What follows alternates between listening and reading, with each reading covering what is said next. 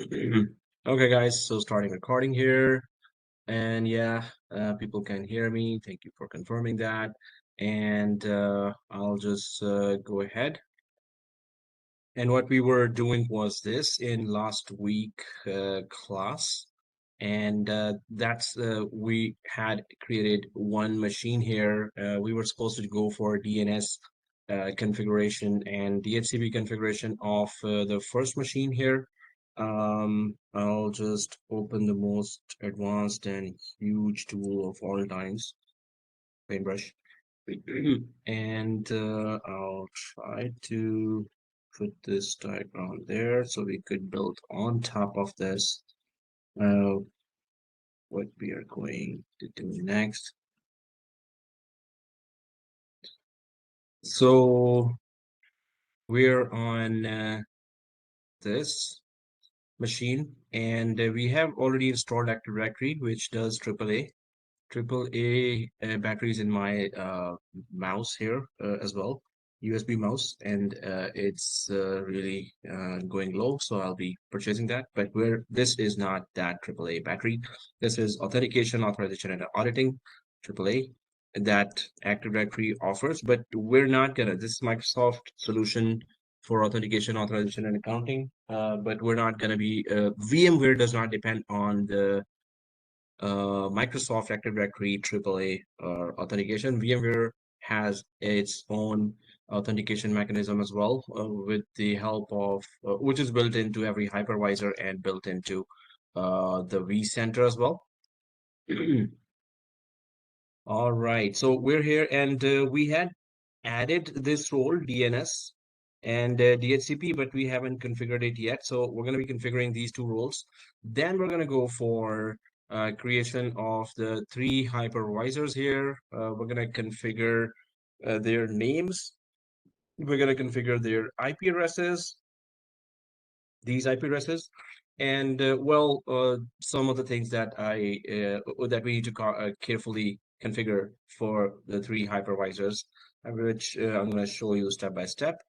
First thing is DNS and DHCP. If I go to my machine here, which I am remotely connected to now, from my laptop to that mini PC that I have right beside me. So last time I was not able to connect to this, but now I'm able to.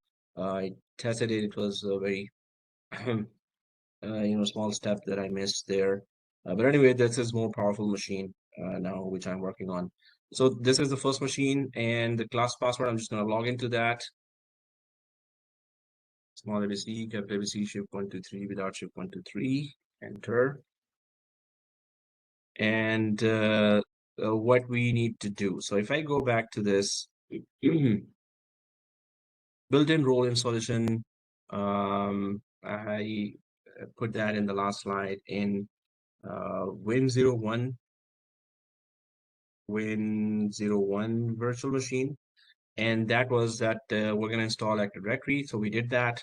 We gave the name your first name home.local, and we also created a user account that is having equal privileges as the domain administrator account, which has the highest privileges. So this account also has the highest privileges on Windows domain and Windows network and Windows machine. So we are supposed to be logged in from Humber admin. So I'm just going to confirm that are we logged in from Humber admin. So I'm going to go to my machine here, and I'm already logged in here, but I can just go here and check by hovering the mouse over here. Yes, it is Humber admin. Or I can go to search here and type cmd or command prompt, right? And there is the command prompt. And if I go for who am I, no spaces. So it tells you that you're connected to this domain, Amir hum.local. It doesn't give the .local. It doesn't give the fully qualified domain name or FQDN. And the hum admin is a user account you're logged in from. So domain / user account. So that's what we're logged into. The simple command is who am I, right? So There's no song on Who Am I, right? Who is it? It's one. I don't remember that. Okay, so yeah. Now there is that. Who am I? So we're logged into this. Now we need to configure further the roles here. There is that DNS role. So for VMware, obviously this is mucho importante. So if I say that mucho importante or muy importante, that's the correct one. Okay, so here install and configure DNS. So in DNS, there's a forward lookup zone, and then there's a reverse lookup zone. And the forward lookup zone is, excuse me, it resolves computer names or host names to IP addresses, and the reverse lookup zone, obviously the opposite of that, and that it resolves IP addresses. So that's your interview question answer as well. It resolves IP addresses to computer names.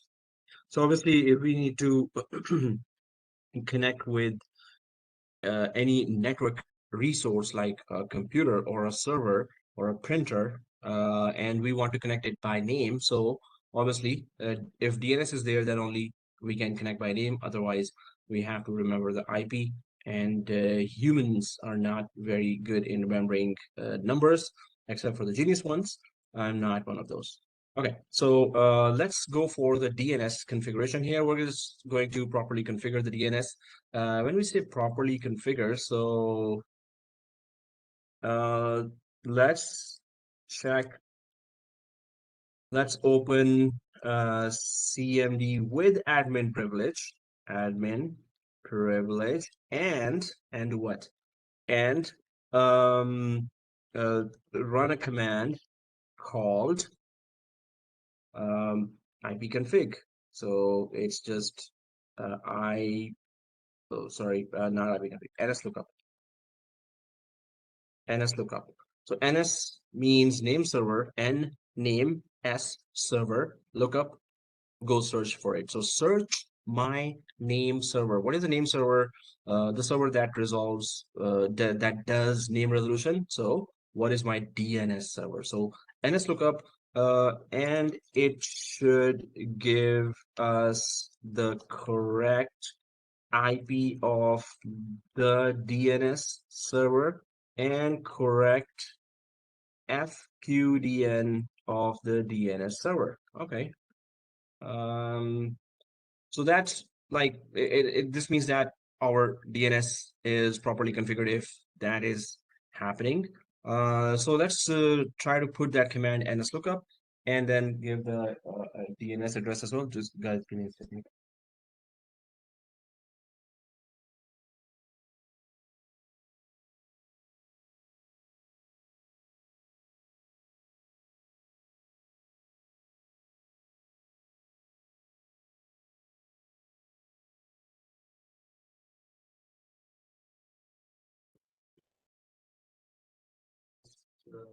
Yeah.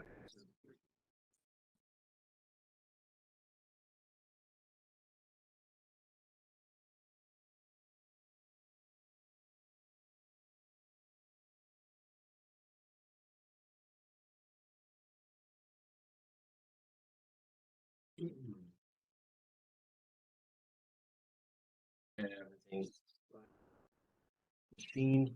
All right, so yeah, what I was saying was that we're gonna check this all out and we're gonna properly configure DNS. Okay, how do we do that? I'm gonna go to the machine here, and this machine, I'm going to open the command prompt. So command prompt is already open, but it's not open with administrator privilege. So how do I know that? And how do I do that? So I can go to the search again here in Windows and type CMD again. But this time I'm not going to click it. I'm going to right click it. So I'm not going to left click it. I'm going to right click. So when I right click, it says, oh, you want to run this as administrator? Yep. So run as administrator, the command prompt, and it says, are you sure? We say yes. Now you can see the difference that previously opened does not have the word administrator. So This is good for security when you open a command prompt and it does not have admin privileges. So if you are, you run some kind of command or script that could be requiring admin privileges and you did not open the admin privilege first, there could be a mistake as well. You ran some command and it actually stops a lot of services, but since you didn't have admin privileges, so it's not gonna execute that. But then you realize, oh, I was not supposed to run this command. So that's why it's just for safety, for any kind of error that should that is overlooked, So first you make sure that you're in administrator privileges. I'm just going to close this without administrator. I'm going to close this, right? And this is admin privileges. And then I'm going to type the command nslookup, nslookup. So nslookup or name server lookup or search my DNS and give me the correct information about my DNS, which is the correct IP and the correct fully qualified domain name. Oh, what are those two? Okay, correct IP, we know. Like if I go back here and type ipconfig, that just gives me the IP configuration of this machine, right? If I put ipconfig, so this is the IP of this machine, right? But is this the IP of the DNS server as well? Yeah. If I just type ipconfig again or up arrow on the keyboard and go for /all here, right? ipconfig space /all. So it gives me more information here. And that more information also includes that the DNS. So this is the fully qualified domain name, first of all. That's not, but when you have this name, which is the name of the machine, and the name of the domain. So that's the fully qualified domain name, or FQDN, fully qualified domain name. Name of the machine and the domain it belongs to in one line. So that should be the answer in NSLOOKUP for the name area or the server area. If that is not the case, then we're going to fix it. And then, excuse me, there's a DNS server. So DNS server IP should be the IP of this machine, and the IP of this machine is actually this one. Currently, it says, no, my DNS server IP is this one, 127.0.0.1, which is also called loopback address, which means it's pointing to itself. Hey, I'm the DNS server. Yes, it's correct. It's the DNS server, but in the area where the IP of the DNS is written, where we're gonna go now, this 127 should not be there. Instead, it should be this IP, which is the IP of this machine where the DNS is installed, because you can see DNS is here. So it is installed. So the IP should be correct when it shows the DNS server IP. So let me just show all that. First of all, let's just go for that command nslookup. So nslookup means, okay, give me the correct information of my username and my DNS server name and IP. Give me the correct information about my DNS server name and IP. So when I put nslookup and press enter, it gives me totally wrong information. So default server is localhost. Yeah, it is actually. Localhost is just the server, but it should give us the fully qualified domain name of this DNS server, which is the name of the machine and the name of the domain it belongs to, right? So instead it says localhost. Yeah, it says I am the DNS server. Yes, you are, but we want it in this order, right? The correct name. And the address of the DNS server, again, wrong. It is correct that it is pointing to itself. Yes, it itself is a DNS server, but we want this IP, the proper IP of the DNS server here, right? So in order to get all this, first of all, we're going to go out of this interactive mode of NSLOOKUP. So when we give the NSLOOKUP command, so this NSLOOKUP is interactive mode. So how do we get out of that? Control Z and enter. Yep. So Control Z or Control C also works, or Control Z, whichever. So you're out in the command prompt now and out of the NSLOOKUP interactive mode. Now, what I need to do is first I need to fix this IP, right? So, excuse me. So I'm going to go to my network interface card, where we gave the static IP. Remember, last class we gave the static IP. So I'm going to go, I'm in the server manager, and then I'm going to go to the local server. Once I click the local server here, then you see name is correct. Yeah, everything's okay. Oh, Ethernet is here. So local server, Ethernet, and the IP, because I need to check what is the preferred DNS IP, PD IP, right? So in our diagram, also I showed you that here, this is the preferred DNS PD, preferred DNS IP. What is the IP now? So it's supposed to be 200.10. Supposed to be, is it? So I'm just gonna go back here. Ethernet 0, and I'm gonna click that 192.168.200.10. Okay, there is Ethernet 0. I'm gonna double click that and go inside further. Double click. Okay. You know that we have to go further inside if in order to change the static IP or the IP that we gave manually. I'm gonna click properties, and we configured the IP address inside IP version 4, right? Double click that. Okay, so remember that we gave the IP according to what we planned in the diagram, but I'm sure we gave here 192.168.200.10 instead of 127.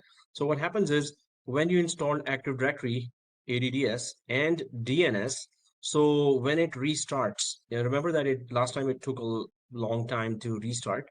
So when it restarts, it discovers, oh, I am the DNS server. So in the preferred DNS area, DNS server area, instead of putting the correct IP, it just puts the loop back adapter. That only happens once when the first time you're installing Active Directory and DNS. So I'm going to just put that IP back, 192.168.200.10. And so that's one thing. NSLookup will at least now give me the correct IP, which is the IP of this machine, which has the DNS server installed in it. So I'm just going to press O and K. And then, yeah, okay, and close, right? Okay, close. Where's the command prompt? Oh, there it is, where my NSLookup was first run. So if I click there, and I need to run this command again, so I'm going to press up arrow on my keyboard to get the previous command and press enter. Now at least the IP should be correct. Yes, the IP is correct. So now the name is not correct. It's unknown. Default server name is supposed to be the name of the machine and the domain it belongs to. So we're gonna fix that too. So for any environment, and obviously this VMware environment as well, DNS has to be perfect, right? So, oh, okay, friends have come online. Did I not log out? Excuse me, sir. There is.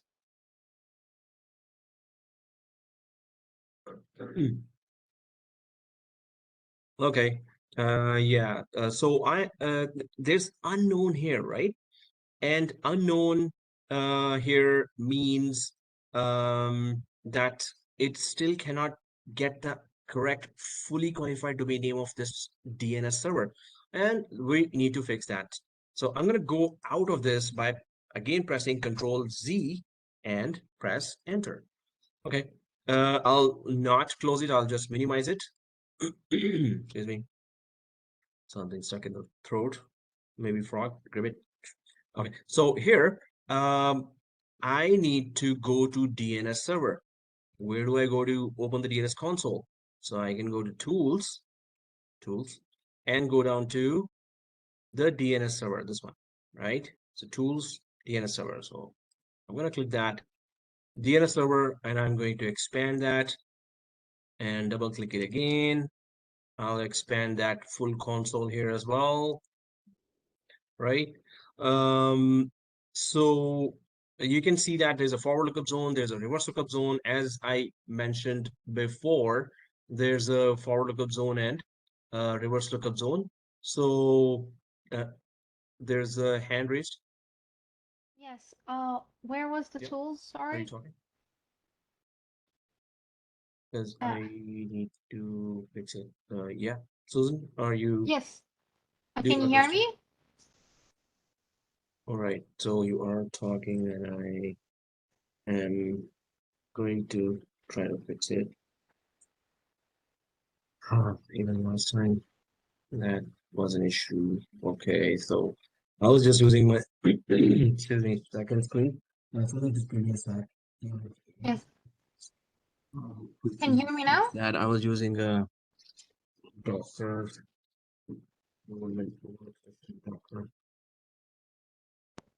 Okay, now I'm again connected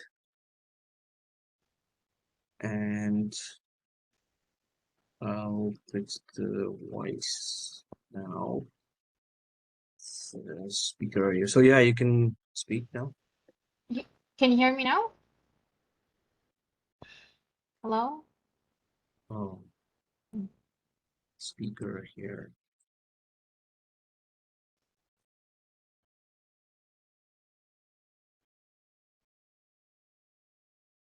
Can you say something?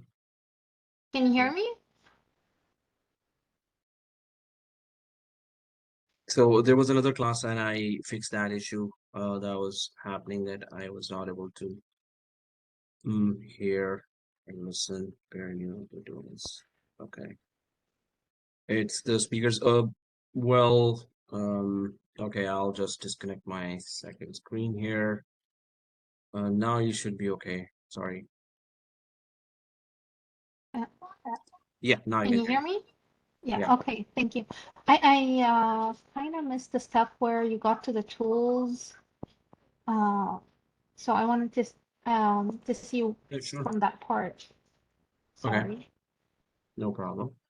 And here, I'll just go to my remote desktop here, and yeah. So it was it DNS or was it before that in the command prompt or? The tools when we were doing the Oh yeah, DNS. there's the tools, this one, and then there's DNS. So I'm gonna open that now.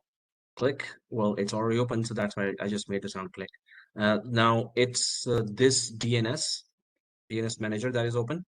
Then we simply just expand it and we simply expand some more. I haven't done anything other than expanding and click here. So you're there.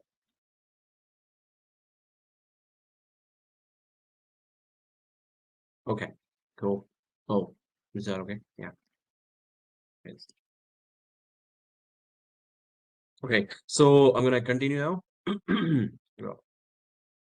And somehow my HDMI here is really things that, so, but I do need a second monitor to really, so I'm just gonna put that HDMI back. Whenever anyone has to say anything, either you can type there or you can just come on the mic. If you come on the mic, I'll just disconnect my HDMI. I don't know why it's not switching back the sound correctly. Okay, so I'll go quick here and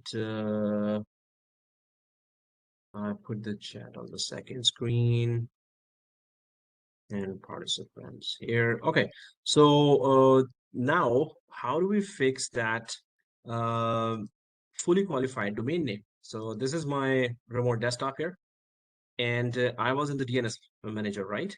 So remember that if we go to the command prompt, we were having wrong name here. Default server name is not unknown. It should not be unknown, right? We're going to fix that now. For that, we opened DNS manager. And in the DNS manager, well, I'm just going to expand that now. So in the DNS manager, we see here forward lookup zone. What does it do? It resolves computer names to IP addresses. We have a reverse lookup zone. What does it do? It resolves IP addresses to host names. But forward lookup zone is configured by Active Directory automatically when it got installed. But the reverse lookup zone, if you click that, it's not configured. Now, in a purely Windows environment, if only forward lookup zone is configured and reverse lookup zone is not configured, it still is okay. If it's just Windows machines, Windows 10 client machines and Windows Server, although it's still best practice to still go ahead and configure that. because Exchange server, that's an email server, right? So, so that has some kind of reverse lookup zone settings there that needs to be configured as well for best practices. I'm going to configure this reverse lookup zone now, and I'm going to right click on the reverse lookup zone here, and I'm going to click new zone, right? So first select the zone, then right click and new zone for the reverse lookup zone, because it's not configured by default by Active Directory when Active Directory and DNS gets installed together. Okay, so right click here because it was not configured. I'm going to configure it now. So next, welcome to the new zone. So there's a primary zone, secondary zone, stub zone, and store the zone in Active Directory. Primary zone is the read and write copy of the DNS. Secondary zone is the read-only copy. Stub zone is for small branches with no full database. And store the zone in Active Directory, it's more secure with Active Directory when it's integrated with the DNS. Okay, so no changes here. I'm going to click next. And yes, this is default configuration. We don't have another DNS, so it's just one DNS. It just says that, oh, I'm going to update the other DNS server, but we don't have other in our environment. So I'm just going to click next without any changes here. And yes, we're on IPv4, not on 6. So v4, no change there as well. But here it asks for network ID. What is your network IP range? So it's 192.168.200. That's it. It's not interested in knowing the client IP, which is 10. It just needs to know the network ID. Those who have done Cisco would know that the network ID and client ID, right? So client ID is the machine ID, network ID is the ID of the whole network IP range. Okay, so we just put that and go ahead. Next, and we're just gonna keep the defaults here, and we're going to click next. And that's it. So finito. We click finito I here. think someone is All trying to right, ask so a I'm gonna question. expand the reverse lookup zone and expand what Need to type it zone because we got cannot created hear you. under this, or click on it. So we see that there is no machine name or IP. What is DNS? DNS is just oh, what happened? Uh, all of okay. What happened? What happened?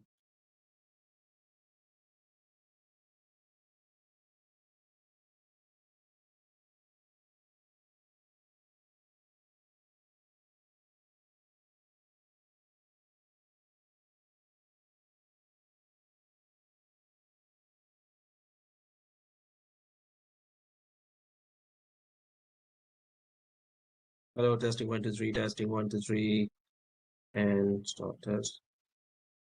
Are you able to hear me? Hello. Okay.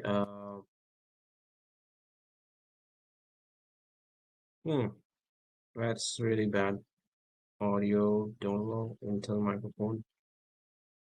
No pop-ups and okay, guys. Are you able to hear me? Are you able to hear me? Okay. Somehow HDMI is not working for me, so I'll just come back here to do this. Are you able to hear me now? Okay. Oh, great. Thank you. So I have to just fix it later. I thought I fixed it for the next class. It was okay. Yep. Hello. Yep. Okay, you can hear me now. Yes. Yeah, I'm trying to reach your reason why because I lost you on the DNS IP address. DNS. Okay. Yes, So I didn't know yep. we are supposed to be following you up with the. Thinking you're just. Well, it's not compulsory to follow me in the class, but unless you have, you don't have any, if you have any error, then you don't have to follow. But if your machine is okay, then yes, it is good to follow. So where are you now? No, where you change the DNS IP address. Where did I change? I went to the network adapter. So are you on the server manager, local server? Yes. Oh, okay, sorry. So here, then go to Ethernet 0, 200.10. Click that, and then Ethernet 0, double click that. properties. Hold on. You there? Hold on.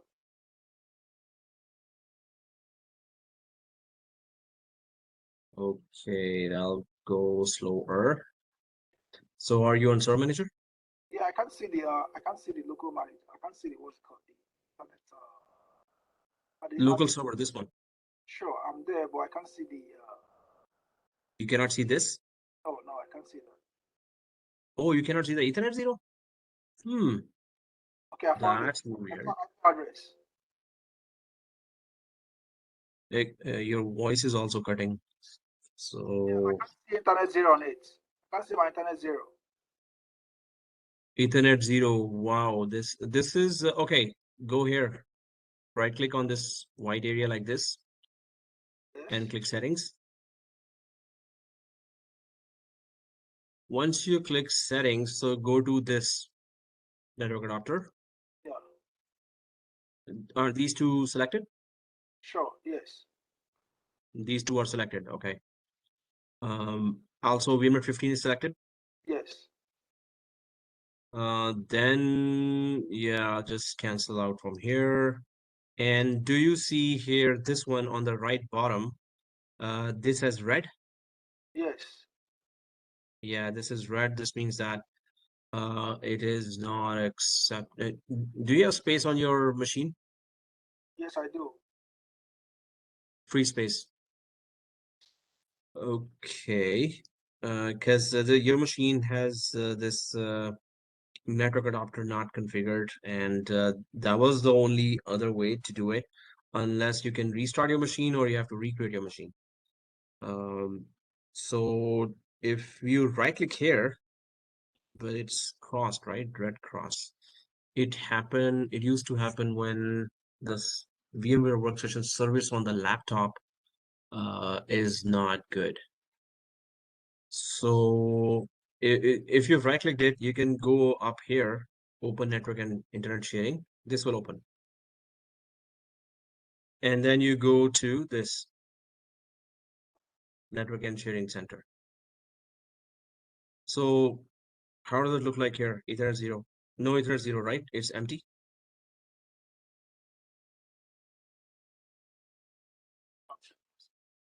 Okay, I went to network and sharing center, right? Yeah.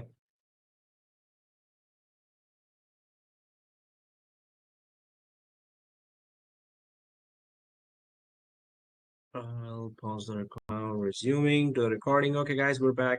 And I'm going to go to this here. So let's, we have already gone through this DNS. So those who have just finished the DNS, first of all, and those who have already finished the DNS, everyone, please follow me now. You have to go to this one, click on your name Win01, and right click on your name Win01, and then refresh just a few million times. Refresh, or there's a refresh here as well. Select that, and this is the refresh as well, right? Refresh, right? Just a few million times. Refresh. Okay, once you have refreshed it, then we're going to go and expand the reverse lookup zone, and then we're going to click under the reverse lookup zone. So what we see here, do we see 192.168, 200.10 and pointer record? Yeah. Okay, everyone says yes, thank you very much. And this is good. So what I can do is... I still cannot see it, sir. Oh, you were not part of that? Yeah. I don't see it either. I did refresh so many times, but it's not coming yet. No, it was a few million, I said. I'm just kidding. Okay. So, okay, guys, if you don't see it, let's go this way. Yep. I see my So DNS. I see my DNS. Oh, yeah. DNS. Yeah, Chirivando, your sound is cutting. Maybe you can upgrade your internet connection. Okay, but guys, if it doesn't work, it's okay. I'm gonna tell you another way. So follow me now for those who are not seeing this on your DNS, right? So go to forward lookup zone, everyone. Go to forward lookup zone, and then click this, your first name, hump.local. Once you click that, you see this name there, right? Obviously, it has to be there. Everyone sees that. So what we're going to do here, we're going to double click it, right? Inside the forward lookup zone and your first name, hum.local. We're going to double click it. Once we double click it, so do you see this update associated pointer record? So if the machine name and IP information is in forward lookup zone, then it is called a record. If the IP and machine name of the same machine is in reverse lookup zone, it is called pointer record or PTR record. So in forward lookup zone, it is a record. In reverse lookup zone, it is pointer record. So click this option. If it was not clicked already, click it now. But there might be some who may have this already clicked.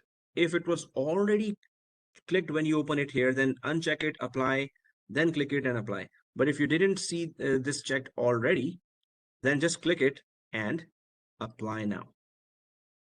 Right? So what it says is that please create this record in the reverse lookup zone as well, right? So I'm just going to press O and K after, make sure it is clicked. And then you have to go again to the name of the DNS server and refresh. Now it's working. Okay. So now when we go down to reverse lookup zone, do you see this? All right, thank you.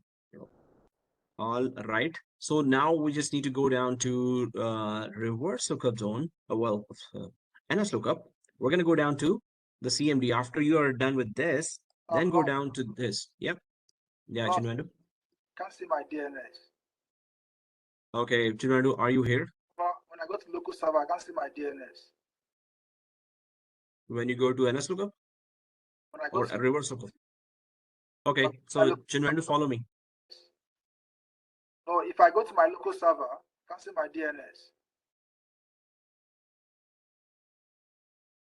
If you go to your local server, Yes. here? Yes.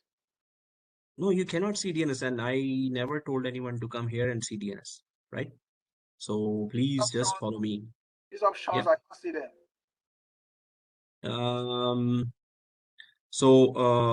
Chinwendu, you can follow me here. Are you in reverse lookup zone now? This one? And click this. Do you see this? No, these options, I can't see this DNS manager. It's not coming up on my screen. Oh, DNS manager? Yeah. Oh, okay. You know, you have to have practice on Windows machine. I think this is the first time you're working on Windows machine. So go to server manager here. Do you see this white things here? I think you closed it when I fixed it for you. If you don't see this white here, then go to tools, Chinwendu. Yes. And then go to DNS. Click it. All right, 1 second. And try to practice more on Windows because, you know, these are very simple steps. We're not familiar because we never worked on it, right? So, okay, so click on DNS and then you get the DNS. And then you have to, okay, then now what did you not do? So go to reverse lookup zone, Chinwendu, and then go to this. Do you see this in DNS under reverse lookup zone? Yeah, no problem. I've seen it. Oh, you're seeing it? Okay, good. So let's go down to NS lookup here and up arrow and enter. So now you should be seeing this, the fully qualified domain name, the machine name, and the domain name, and the correct IP. So we need a screenshot of this. So that would be screenshot number 1. And its label would be NS lookup works. Screenshot number 1. And its label will be NS lookup works. So I'm going to take a sample screenshot here and put it.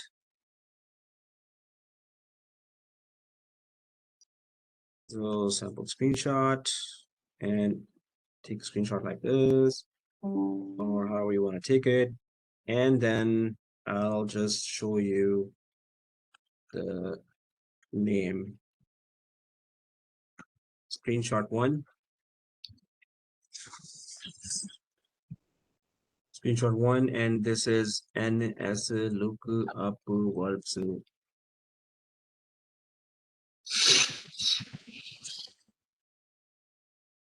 Okay, guys, everyone, please mute your mic.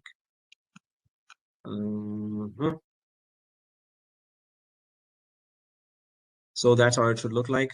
That's the first screenshot. I hope everyone has taken it. I'll just take the screenshot of the screenshot,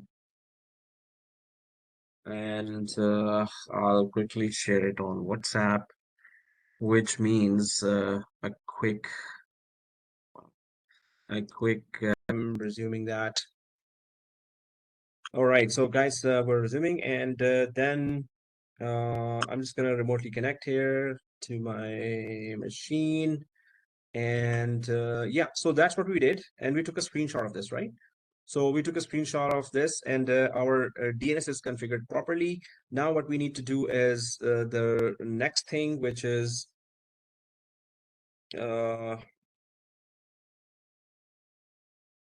yeah.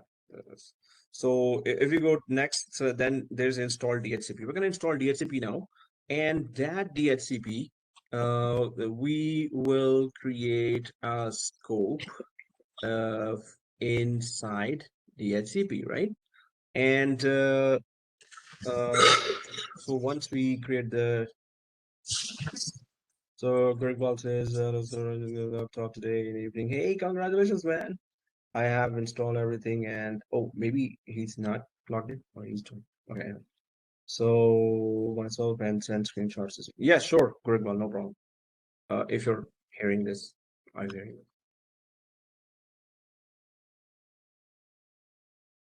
All right, so let's go ahead and so guys, oh yeah, Greg Ball is here. So okay. That's good. And I think 2 or 3 more students have purchased the laptops needed for this lab, right? Which is very, very good. I salute you guys. It's not like I'm forcing everyone to purchase it, but you're trying your best. I know it's not easy to get it, and from credit card, we sometimes buy as well, but this is a sacrifice for understanding this critical course. So I'm sure you're going to bear the reward for that very soon with a good job. Okay, so we will create a scope inside DHCP, and let's do that now. I'm just going to there's a sound coming from somebody's breathing, and it's interesting breathing though. Breathing interesting, seriously. Okay, so if everyone can mute the mic, thank you. All right, guys, so I don't need the command prompt now. Now I'm going to close it. Before I was minimizing it, right? So I'm just going to close that now. I don't need this DNS as well. And so I'll just close this now as well, the DNS manager, right? And I'm going to open the DHCP now. In fact, I need to configure the DHCP now. And there's a yellow triangle here. That yellow triangle tells that there's something that need to be configured. So once you go here, there's a complete DHCP configuration. So if you see that, just click the yellow triangle and click the complete DHCP configuration. Okay, so here it just needs to create 2 security groups and get the authentic authorization from Active Directory. Hey, can I run? Active Directory said, yeah, sure, why not? Okay, so I'm just going to click next. Nothing to do here. It just confirms that, hey, is that the account that you want to go ahead with to configure DHCP? Yes, it has all the authorization, so it's okay. No change here, and commit. And you should be done. Okay, close. Now, well, that's just authorization of DHCP. Let's configure the DHCP now. So we're going to go to the right top, tools, and go down to DHCP. And just like the Dns console we open now, we're going to open DHCP console. Can you explain that quick? Sorry, got lost. Sure. Where? The triangle one, we clicked it. After clicking that, there's 2 options, and then The triangle one has it should say complete DHCP configuration. Do you see that? Yes, yes. Complete. After that, yeah, yeah. Just click it and next, finish and commit. So it'll be description. Oh, sorry, authorization. Yes. Next, commit. Next. Do you see next? No. Oh. No. Did you click the DHCP configuration? Yes. And then Oh, it's so cute. Yeah. Okay. Yeah. So, and use the then, following users. Next. The next is faded out. So okay. Are you able to quickly show me the screen? yeah, yeah. It's the same. Oh, well, that's a great sacrifice. You're handling the kid as well as the class. Cool. Sorry about this. No problem. But are you able to do the practical? Because you don't have to do that if you have to handle kid. It's okay. I will not consider it as a late submission. I understand. So I'm here. Then the next is faded out. So And Humb, did you actually have to write it? HUNB. no, I know I was typing M and it got N. Okay, I got it. So also one more thing, can you confirm if you're logged into Humb admin right now? I think you are, but yeah, close this and open the command prompt quickly.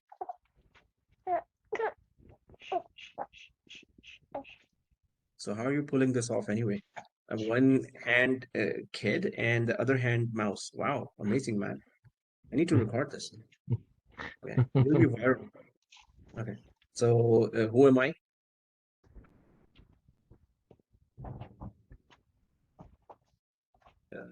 Number, yeah, you're good. So yeah, go to the yellow triangle and yeah, complete the DNS configuration and authorization should just be oh, commit.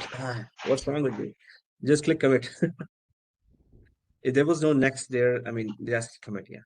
Okay. So those are all okay. Okay. Yeah, you're good. Cool. Okay. All right. Right. Thank you. Okay. Welcome. So for the And DHCP, Mm-hmm. so I click the tools, DHCP, and what after that? Exactly, that's where I'm going now. So then now we have to go to tools and then we have to open DHCP now and then we have to expand it, right? And once we expand it, so then expand this name as well, double click this or expand it, then you will see this IPv4, IPv6. You have to expand IPv4. IPv4 expand. I'll just drag this window a little to the right side so I could see what are the options here. I don't see scope here, so I'm going to create a scope. So I'm going to select left click here, and then I'm going to right click here, IPv4, and there's a new scope, right? So let's click the new scope and click next. So you have to name the scope. So what is a scope? Scope just you tell DHCP that this is the IP range that you need to automatically distribute to all the machines. So you are just configuring the DHCP with the help of a scope. So it's your first name scope. Your first name scope. It could be any name in a production environment. So let's click next. And now you have to give some kind of range here. So 192, the range that we haven't used in our environment yet. 192, 168, 200 dot. I'll just go for 50 up to 100, which means that if suppose we had 50 virtual machines, which we don't have, and we will not be creating that many. So, but still, I'm just giving a range to 192, 168, 200, 100. So from 50 up to 100, this much IP addresses are available to be distributed automatically to any virtual machines in our environment. We will be creating at least one virtual machine with an operating system inside the hypervisors, but that will be it. And it's supposed to get an IP, the first IP from this DHCP range. Anyway, once you have put in that information, so like it's 192.168, just make sure it's not 198 or something like that, right? Okay, so next, nothing here. Exclusion raise and delay, we're not doing that. Next, lease duration, yes, it's for 8 days, and after 8 days are done, it's going to renew that IP again, or it's going to just continue that IP with that machine. Next, yes, I want to configure some more options. Okay, so Siri says, what name should we type in? It's your first name, scope. Your first name, scope. But again, Siri, you don't have to follow us, but if you intend to, yeah, cool. So I'm going to go back here and 192.168.250 up to 192.168.100, give this range and then go next, next, next. If you're following, then this is the range, 50 up to 100. Next. So nothing in this page. Okay. Next, no change on this page. It's just 8 days of lease duration.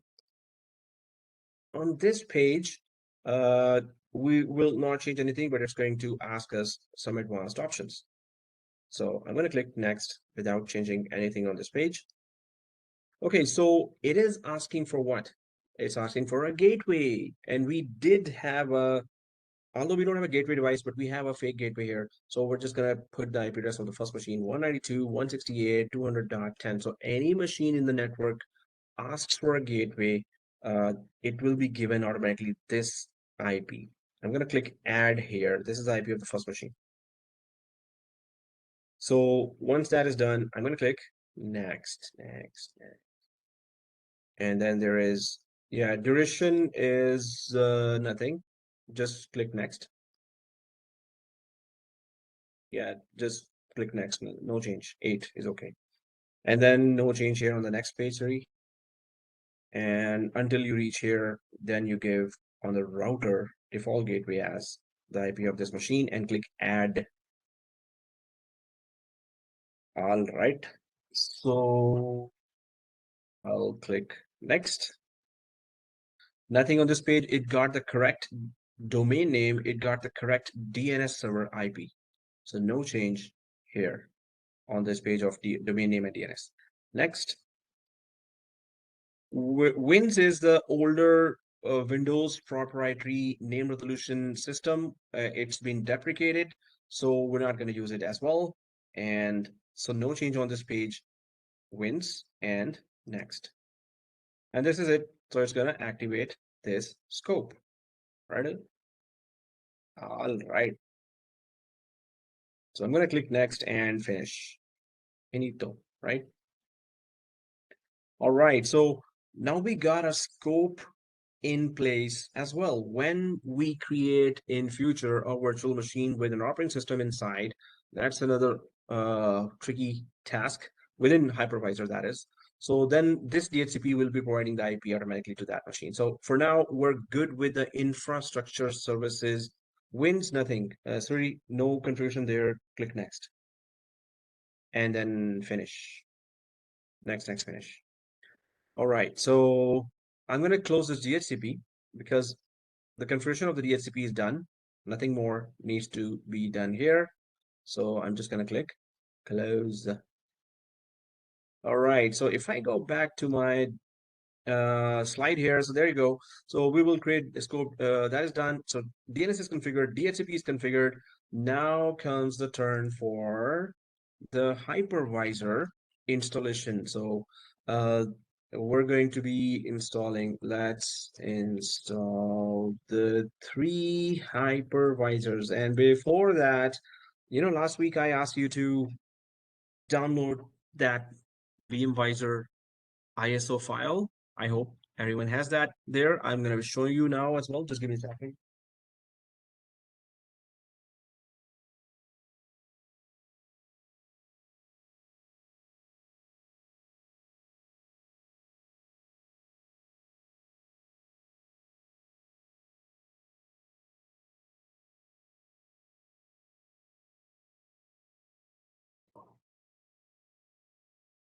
All right. So I'll put the T on the T warmer. Okay, so here, let's install the three hypervisors. What is that for? Obviously, now the environment gets bigger. So according to this diagram, we need to have three hypervisors here. One hypervisor will be the VIP hypervisor because this first hypervisor will have later a virtual machine that has the application called vCenter, and this whole course revolves around the vCenter.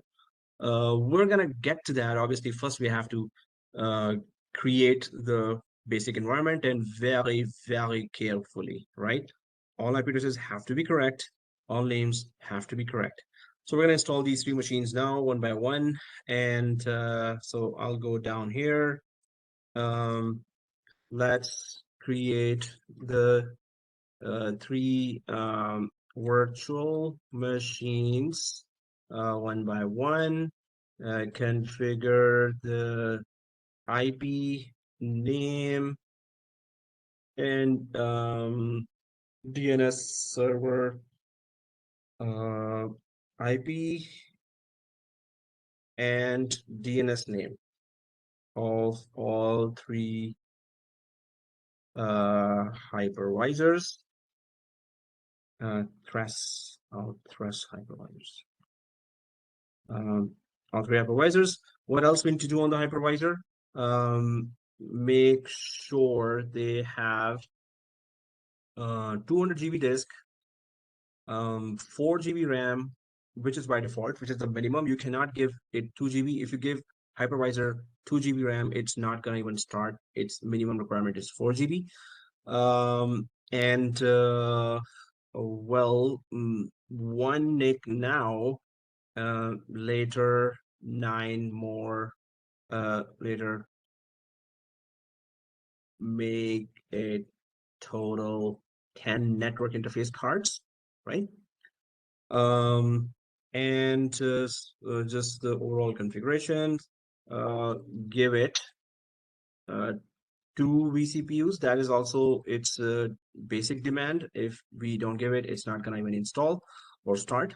So that give VMnet, give seriously, who's this? Okay, give VMnet 15 to these hypervisors. Why VMnet 15? Because the first machine is on VMnet 15. All other machines, if they need to communicate, if they need the DNS name resolution, if they need the DHCP IP services, so they need to be on the same VMnet. We're going to do that step by step. Give VMnet 15 to these hypervisors. Create their A records with correct name and IP address inside DNS server. So we're going to be creating automatically their A records. Suppose there were Windows 10 machines, then you don't have to do that. When you join the Windows 10 machines to Windows server with an Active Directory installed on it, which is called domain controller. When you join the Windows 10 machines to domain, they get automatically added to the DNS. But here, we have to create that A record. So, and why are we creating A records for these three hypervisors? Because we need to access these hypervisors by name. We do not want to access these hypervisors by IP address. Okay, so that's very important. Let's start this work. So I'm going to create the three machines one by one. So I'm going to go to my environment here. And before that, there's one more thing to realize here, and that is, what is the RAM distribution? So there are some who have 32 GB RAM here, but there are few who have 16 GB RAM, right? So do we still have people with 16 GB RAM? Or, you know, two guys said they purchased laptop, was it 16 GB? Anyone with 16 GB still? Which is okay. I mean, I understand it's okay. No problem. Yes. Yes. Okay, those who have 16 GB, because you have 16 GB, you have to send me 12 donuts assorted. I'll give you the address. Just kidding. Okay, let's go ahead. So now, what we need to do is see this. There is no problem. Thank you. Okay, so there's 8 GB RAM here. Remember, we gave it 8 GB RAM here. Now we're gonna have 3 more machines with 444 GB RAM. So anyone who has done doctorate in maths here, we would need someone in PhD in maths to know that how much is this and how much RAM we have. So this is 4 GB RAM here, 12 GB here plus 8. We are already above this 16 GB mark. You have a maximum of 16 GB. You have to keep it lesser than this. And not only that, 2 GB you need to still leave for your laptop to have some breathing space, right? If your laptop RAM is all given to these guys, so your machine will be slow, right? So what we're going to do is we're going to shut down this first machine. We're going to change its RAM from 8 GB to 2 GB. Even in later labs, many students had to go for 1 GB RAM here, because even on 1 GB RAM, this machine will work. It does not have a lot of. So right now, 2 GB RAM and then 4, 4, 4. So 12, 13, 14, and then you have a total of 16. So 2 GB RAM will be still left for your laptop services to work properly. So let's shut down temporarily Win01, change its RAM from 8 GB to 2 GB, and power it on. Let's do this first, right? So we're gonna go here, and this is the machine here. You can just shut down from here, power, and then there's a shutdown guest, or you can shut down from here, right click, shut down, and so anyway, it's okay. Anywhere you wanna, we are just shutting it down, right? Shut down, it says, is it planned or is it something else? Yeah, planned or unplanned, whatever. Continue, just click continue. So once we temporarily shut it down, then we will change the RAM. Now, those who have 32 GB, you can still change it to 2 GB, because the rest of the machines you can give more RAM. This machine actually does not need more than 2 GB. But those with 32, you want to give it 4 GB, up to you, but it doesn't need that. So I'm going to click that memory here, and I'll be selecting this 2 GB. 2 GB and OK and start, right? Power on. Okay, so Gridball says, what do you suggest about, well, Gridball, you have 32 GB RAM and you're asking what do I suggest for this machine? If that's the case, then go for 2 GB. So he says it's only 16 GB. Okay, so I'm just looking at the chat now. Was there any other chat before that? Right. 719. Yeah, that was a comment. So, for those who have 32 GB RAM, just keep it 2 GB still. Okay. My machine is powering on.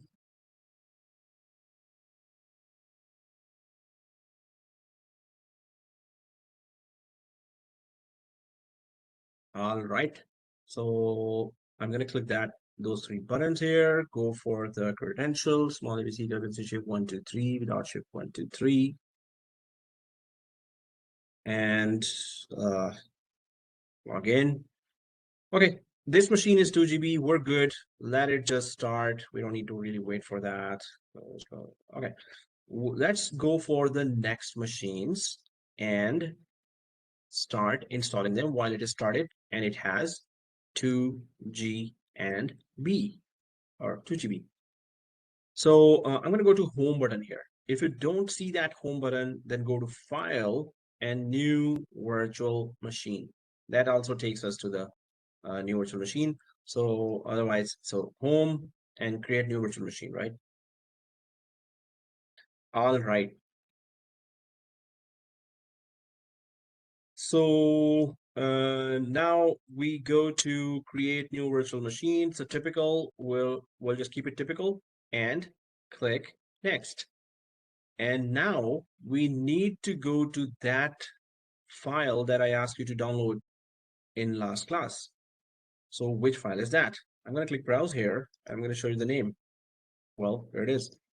VM. So if that file has Vmvisor written there, that's your file, right? So Vmvisor, not VCSA. Do not. Maybe I give you the download link for that too. Do not select VCSA. Select Vmvisor. If that's the file you have, double click it. Vmvisor. Okay, once you double click it, then this is the hypervisor that we selected. And these are kind of foot soldiers of the vCenter, which is the general, right? vCenter controls all the foot soldiers. So, and hypervisors host all the virtual machines, and those are also controlled by the vCenter, right? So, okay, click next. We need... Just a second. Sure. So which one are we picking? The This, your spelling, Vmvisor is there. invite. Yes. Okay. Double click that. Okay. All right. Cool. Thank you. All right, so there's that Vmvisor selected, and let's click next. All right, so we need to give it a naming convention. So we already give the other machine a naming convention here. So it starts from your first name, not my first name, your first name in your case, and ESXI1, ESXI1, okay, 01. So make sure this is exactly like this. Your first name, ESXI01. It is not EXSI, it is ESXI, right? Okay, ESXI101 dash humb dash today's date, 16 June 2022. That's it. So this means that next machine would be your first name, ESXi02, and the next after that, ESXi03, right? So I'm going to copy this name because I will be using this same naming convention on the other two machines. So I'm going to right click and copy this. Now, if you have a D drive or E drive, you can select just that E or D drive, or you can just browse and change the path. Normally when I have an E drive, I just put E here and I keep the folder path intact. Anyway, so the naming convention, just make sure that is exactly the same with your name on the at start. If you have done that, click next. And here we're giving 200 GB as usual out of habit. Oops. 200. So we keep it like this, just 200 here, and we know that it is thin provision, so it's not going to occupy 200 GB on our laptop disk space. It's only going to occupy whatever we install as a software, and what we are installing is Hypervisor. It takes very less space already, maybe 2 GB, 3 GB only. All right, but machine tend to grow up to 20 GB, 30, 40 GB later as we keep installing more stuff here, right? Okay, so 200 GB here, next, no change other than 200 GB. And let's customize hardware. So once we customize the hardware, 4 GB is by default taken, which is okay. Later, we will be, for some more complicated labs, we have to increase it to 6 GB, but later, not now. So 16 GB guys will be suffering, but 32 GB guys will be like, okay, yeah, happy. Okay, so 4 GB and processor, 2 GB, two processors here, and one core, which is okay. But the only change on this page is the NAT. We do not need NAT for hypervisors. We're gonna go to that same VMNet that our first machine is on. What is that? I'm gonna click custom, and I'm going to go to VMNet 15. This is the, so whichever VMNet the first machine is on, the second, third, fourth, fifth machine must be on the same VMnet. Then only they will communicate with each other. So we know that already. The only change on all hypervisors on this page is that you just put it to VMnet 15, right? And click close. It's a Linux installation. So if you have installed Linux before, it's just like that. Close and finito. Okay, so it's going to be your Linux installation onward. So you have to select this screen by clicking on top of it. If you want to unselect, Control Alt on the keyboard, select with mouse, Control Alt to take it out. So once this comes up, then we have to install, then it's keyboard based. It's not click based. It's all keyboard based later. So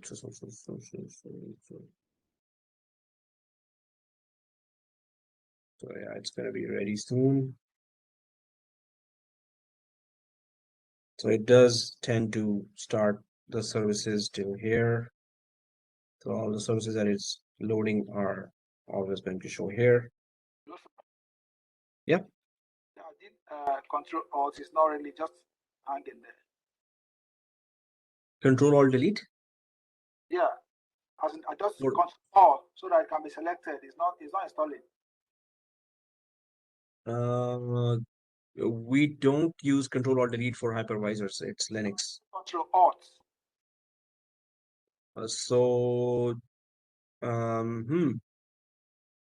I'm not sure where you stuck. So can you share your screen?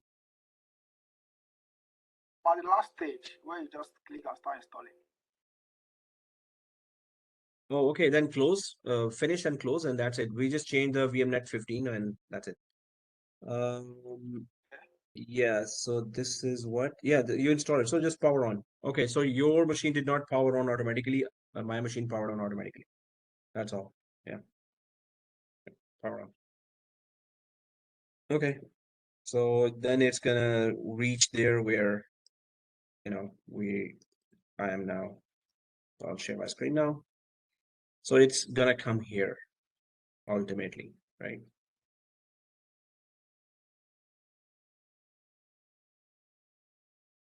All right.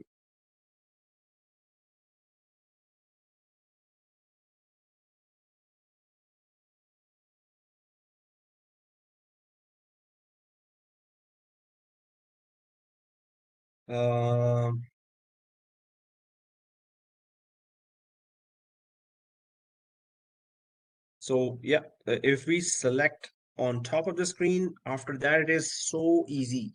What do? You just simply press enter. It says here, just press enter, right? So click on the screen first and then press enter. It goes to the next screen. What does it say there? It says here, accept and continue the license agreement. So F11, just simply press F11, right? So I think it's function key and F11 on my laptop. So F11, yeah, it's function key and laptop. Function key and F11, two keys gets me the F11. Now it just simply says what? That press enter to continue. It just says that, oh, I detected a disk here, 200 GB. Is that correct?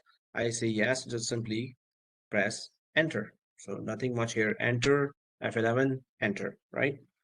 US default language? Yes, again, press enter. So enter. That's it.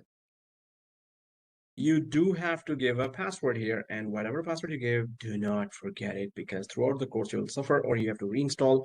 We do not provide cracking services, although they are expensive if you do really need that. Okay. I don't do that, by the way. So small ABC, capital ABC, 3.23 without shift 0.23. Class password I'm using here, and the down arrow key, small ABC, capital ABC, 2.23 without shift 0.23. So you have to make sure don't forget this password. So stick to one password in that training. Okay, I'm gonna press enter after putting the password. It's just enter, right? F11, enter. And again, F11. Now what it says? It says this installer is configured to install ESXi 7.0.1 and on your disk here. Okay. So F11 again. My laptop has function key and F11 done. So it's going to finally ask for a reboot once it is done with that.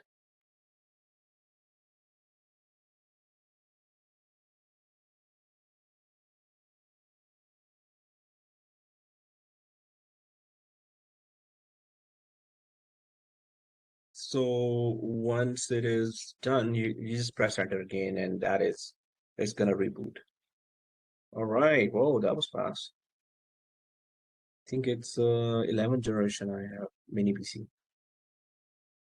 It's i5 but 11th gen, so it's fast. Okay, it still says enter. So enter, enter, enter, F11, enter, enter, F11, enter.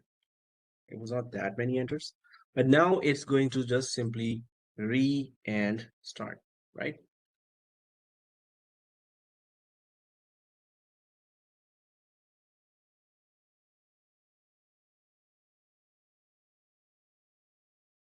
Well, we don't really have to wait for this because it's going to take longer time now. We can simultaneously start installation of other two hypervisors. So Control Alt to release this mouse, Control Alt to release this mouse, right? And yeah, the password Siri is small class password, which is I'll just type here in the chat, small ABC, capital ABC, 123 without 123, or whatever, little stuck, no problemo. Yeah, it's literally little stuck. So I understand that. It's so much fun. I'm actually enjoying your situation. I just miss that time when I used to have young kids. Okay. So all right. And yeah.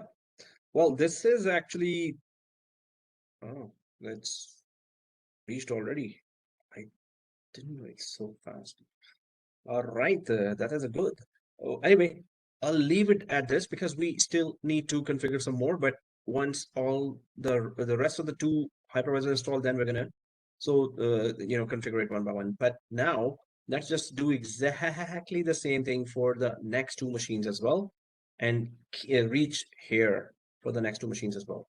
I'm gonna click home again. It's pretty much the same steps. The name is different, obviously. So I'm going to click create new virtual machine again. Typical. Next. Now you don't have to click browse because it's already detected ESXi 7. So click next. But yes, the naming convention has to be exactly the same. I did copy it, so I'm going to Control V, right click or paste, right click paste, and there you go. But I need to change ESXi 1 to ESXi 2. That's the only change we need to do, and then it's just next, right? I'm going to click next, and I'll put 200 GB, just the 200 size, right? And click next. We just need to customize, and there's only one thing to do here: change the VMNet to VMNet 15. So customize hardware, no other change than the network adapter. We need to go to custom here, and we need to change VMNet 15 and close and start, right? Close, finito. It has here power on this virtual machine automatically. If you don't have that, then you have to power on yourself manually. Remove the installation media. Well, no, we don't have to. It does not take that on the next restart as well. It just keeps going with the installation. So we don't have to manually remove the installation media. Yeah, just go ahead and reboot the first machine, and next machine exactly the same way, and the third machine exactly the same way, just the name is different. While the second machine is installing, I'm going to start the installation of the third machine as well, because we can simultaneously do that. I'm going to go back again to home, right? And create new virtual machine again. Now you know the steps. Typical. Next. It's still the E6i7, so nothing to change on this page. Next. Yes, here we need to still give the, so right click and paste. The naming convention has to be exactly the same, except for the number of the machine. This is third now. All right. And next, 200 GB disks. So pretty much we did everything already. So before as well. So same here, customize hardware to change the VMware 15, right? VMware 15.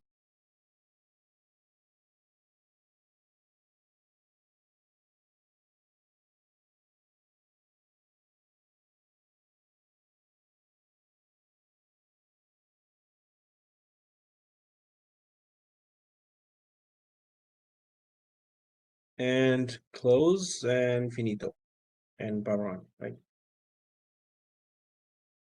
So we know the two machines, wherever they stop, it's enter, enter, F11, enter, enter, F11.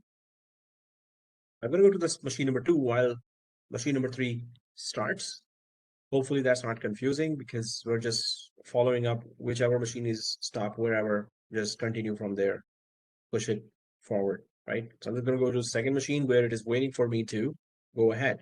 I'm going to select this screen and press enter. It says accept and continue by F11, so I'm going to go for F11, and I'm going to press enter again. Again, enter US default language. Password we have to give ourselves, small a, b, c, capital A, B, C, shift 1, 2, 3, without shift 1, 2, 3, down arrow, small a, b, c, capital A, B, C, shift 1, 2, 3, without shift 1, 2, 3, and enter. And then F11 for the install. So pretty easy. Same thing I need to do on third machine. F11 here. All right.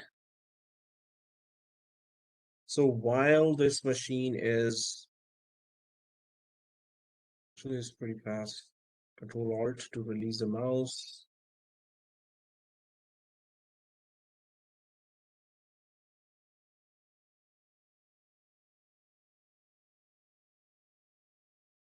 Well, I'll go for the third machine. Maybe it's waiting already. Yep, it is waiting. So I'm going to select the third machine. Again, enter F11 and enter on the hard disk. Enter on the US default language.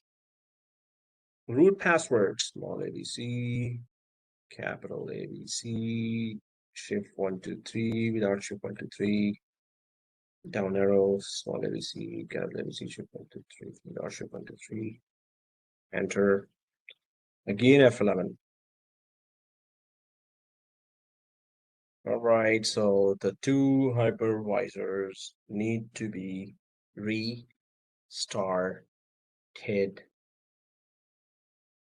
I'll release the mouse here to check on the second hypervisor. I think it's asking for a reboot now. Yep, it is. So I'll select enter. I'm going to leave it at restart and again check on ESXi3. Control Alt. ESXi3. Yep, it's also ready to restart. Enter. Okay.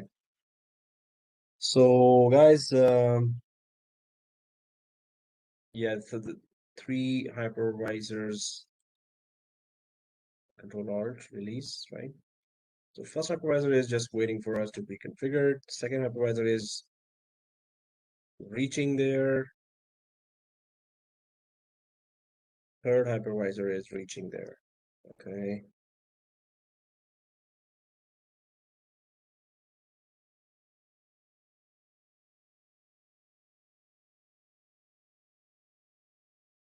Well, we can take a break here and let them start.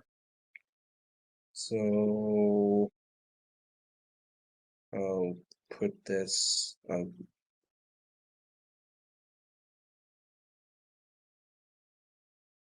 break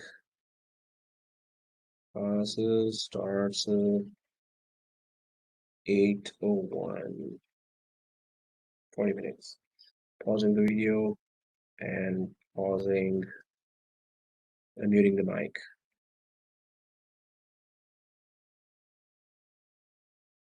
Resume recording. So what we have done till now is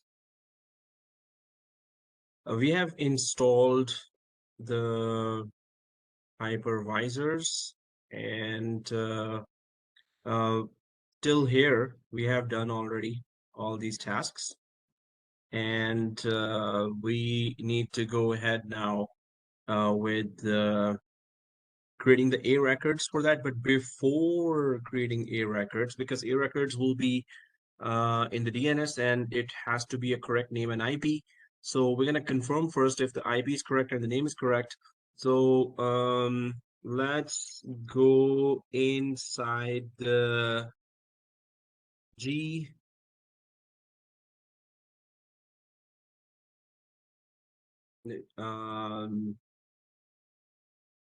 DCUI, DCUI.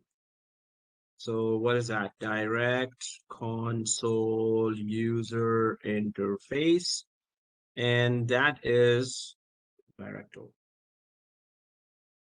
console user interface, or DCUI. What is DCUI? DCUI is this area here. For all the hypervisors, this is the third one, this is the second one, this is the first one, and this screen where it stopped, and here we can actually go inside the screen because there is a message here or option here, F2, customize system and /view logs, and then there's F12, shutdown restart. So we need to actually customize system. So we need to go inside this system with the help of F2, and we're going to configure the IP and name and check all the other parameters and configurations. So we're going to go inside the DCUI, or direct console user interface, and well, yeah, so that's what I actually configure IP and DNS. That's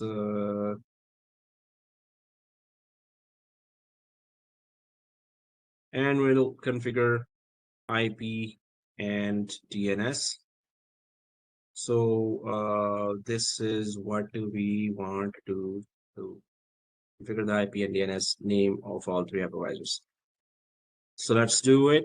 And first we do that, then we go ahead and create the A record.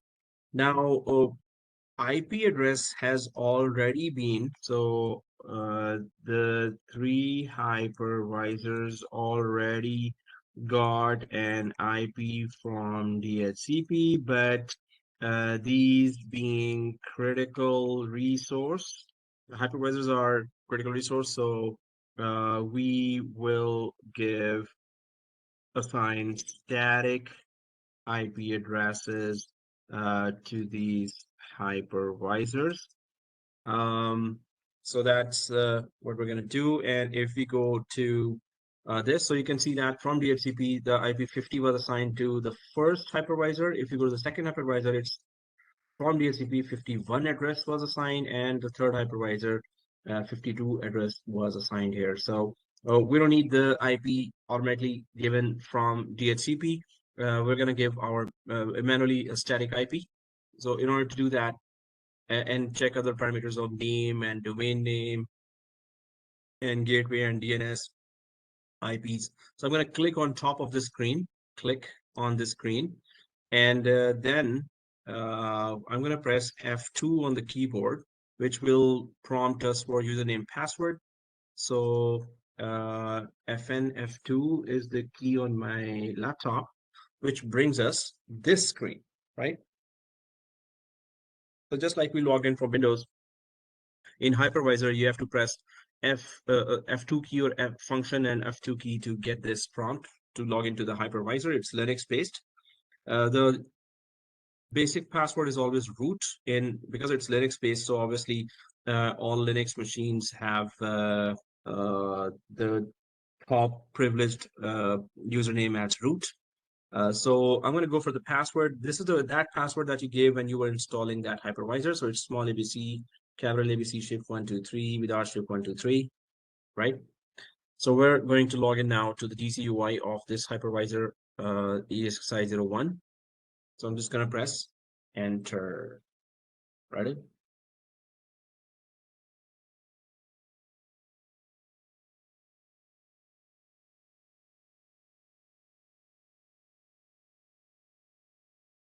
Okay, so once we are inside the DC UI, then there is configure password, there's lockdown mode. We're going to talk about that when it comes to the vCenter solution or when we are remotely connecting Sorry, from sir. hypervisor. Yep. I missed the step, sorry. After the login name password, do I put in the password or what do I do? So here it's F2. Yes, I and press on that. Then username remains the root and the password, whatever you give during the installation, and then press Okay. enter. All right. Okay. Thank you. Right, so press enter. So just put the password and press enter, and it goes inside.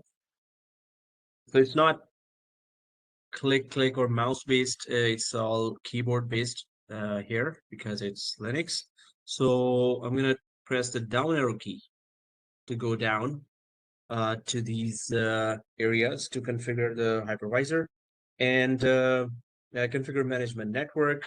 There is restart management network. So configure management network has all the IP address settings for this hypervisor. Restart management network will just restart the network services of this hypervisor. Test management network, you can just ping from this hypervisor to any other hypervisor. If you go further down with the down arrow key on the keyboard, network restore options, if you want to restore it to the factory defaults, or if you have taken a backup and you want to restore from there, then you can do that.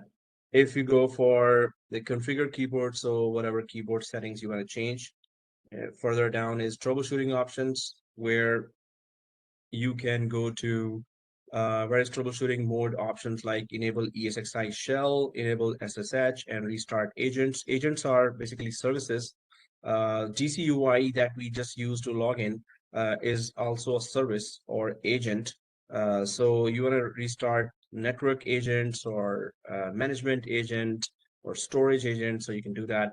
And if you want to go command prompt on this hypervisor and run some Linux commands to handle what we are doing with this graphical interface, so you can do that from SSI shell. If we go further down here, so there's view system logs here, so you can check the logs of all these services. And log files are what that they keep with the timestamp all the events. They record all the events with the timestamp. So suppose last night, if at 11 p.m. This hypervisor restarted, so it will be in the log files. And you can just check that it restarted at this time, and plus it tries to give some reason for that too. So other than that, view support information. Yeah. So is there a way that we can know it's connected to VNet 15 in the management network or something? Like, can we see that information here or no? No, we can go inside and we can change any information here, and we're going to be going. I'm just giving introduction to all this. Then we're going to ultimately go inside this one, and we're going to change the IP address. Okay, okay. I thought there is something like VNet 15 we could see inside. Like if we are No, in some other network, then it won't show. VMnet 15 is a VMware workstation related setting, while these settings are for the inside of hypervisor. So this is Okay. VMware 15. If I right click the VMware workstation machine and go to settings and then go to network adapter, so there's that VMware 15 setting here. So this is totally outside of Okay. hypervisor. Okay. Ah, so cute. Okay, so here, Hello, um, sir. Hello, sir. so yeah, we'll be configuring that, but VMware 15 will not show inside. It's the hypervisor itself. In fact, this hypervisor is supposed to be in a production environment in companies data center. This hypervisor is supposed to be deployed on top of a physical server. And suppose the company purchases a $2,000 or $3,000 Dell server, and on top of that, they install hypervisor like this, and then you have to configure by standing in front of that server, and then you go down this setting. But here it's a virtual environment, so we are inside a VMware workstation training software. So this is view system logs. Then there is view support information here as well. This support information just gives you some security information, the serial number of the software and license of the software, SSL thumbprint, which is a self-service self-service certificate, self-certificate that is self-created or self-assigned certificate, security certificate that really encrypts and decrypts your data. So all this extra information is unique to this hypervisor, and for every hypervisor, they will have the unique information there, this section. And if we go for reset system configuration, so it's gonna reset all the system configuration. Now, we're going to actually go up to this configure management network. We're gonna go inside the configure management network, and then we're going to change the IP address from DHCP or dynamic IP address to manual or static IP address. Hello? Yeah, Chinmanu? Can you hear me? Yeah.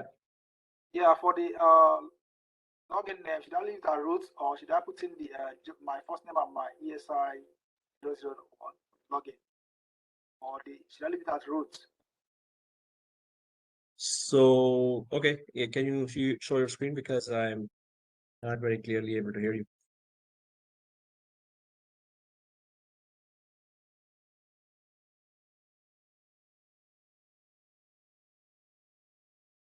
Hear me? Yeah, click it.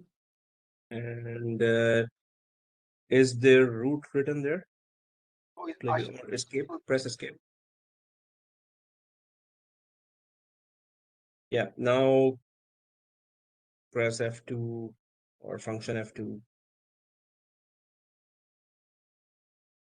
No, first click on the screen, then press F2. yeah, this Now way. root is there, then down arrow key on the keyboard. Yeah, now give the password, whatever you gave during the installation. Going out again. Oops.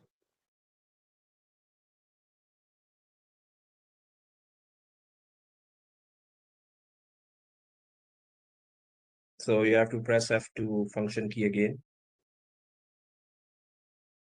First click the screen and then, yeah.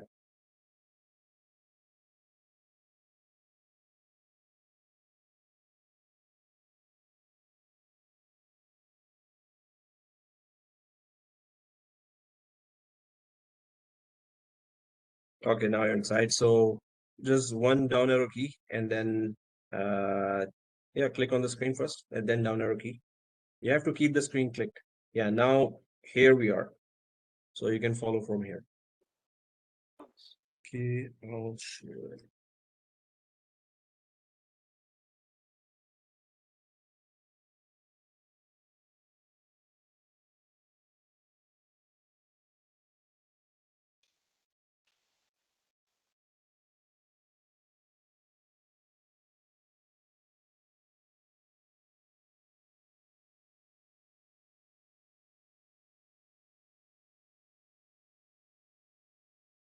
All right, so I'm just going to go down arrow. So here, up arrow, we're supposed to be on configure management network, right?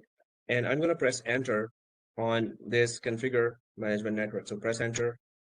Once you press enter, you go inside the configure management network, and there you go. You have network adapters here, So network adapters here, this is supposed to be the physical network adapter VMNIC0. Suppose you had 4 or 8 physical network adapters, so they would all show here like this.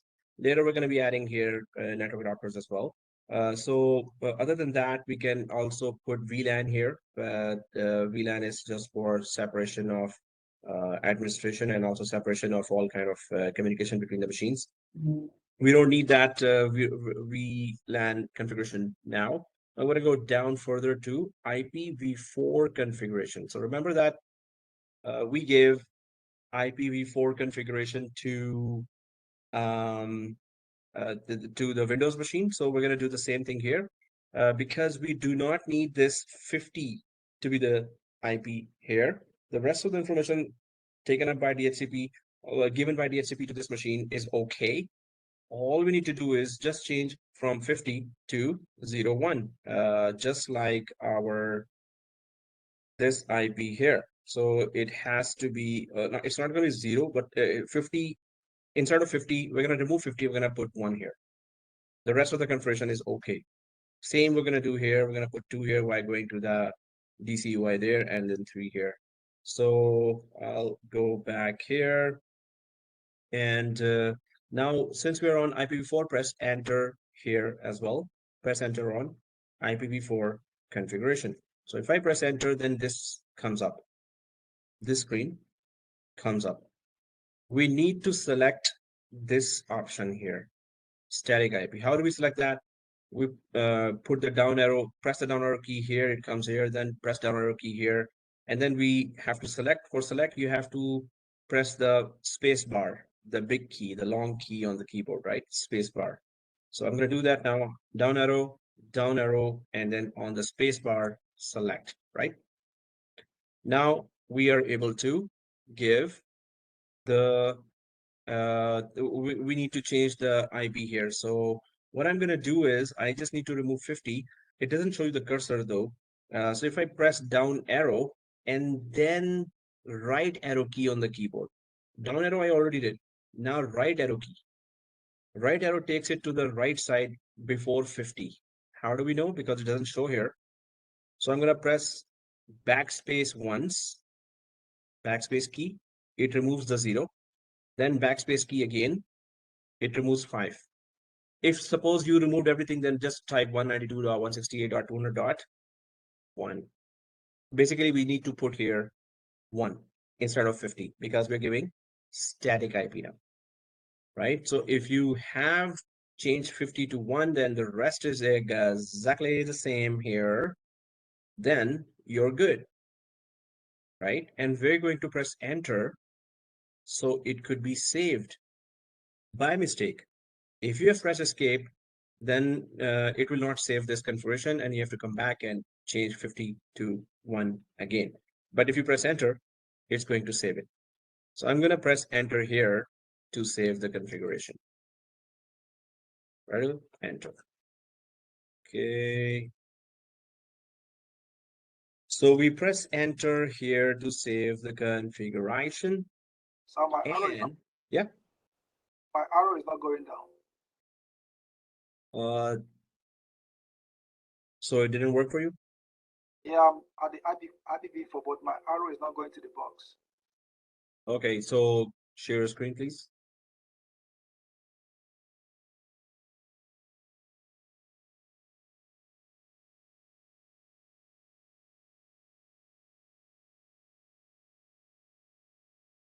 So you see the long key there? Just press that. On the keyboard, press the space bar or the long key, but you have to, yeah, okay, now it is selected. Now you go down there, press the right arrow key, and then backspace once, just to check. And then, yeah, just type 1 and press enter. Okay, you're good. I'll just share back my screen. And so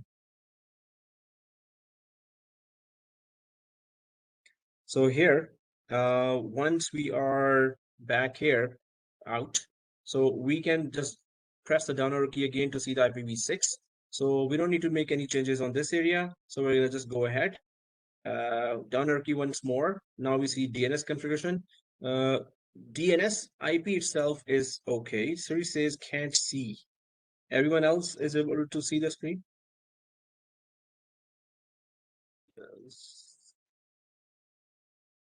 Okay.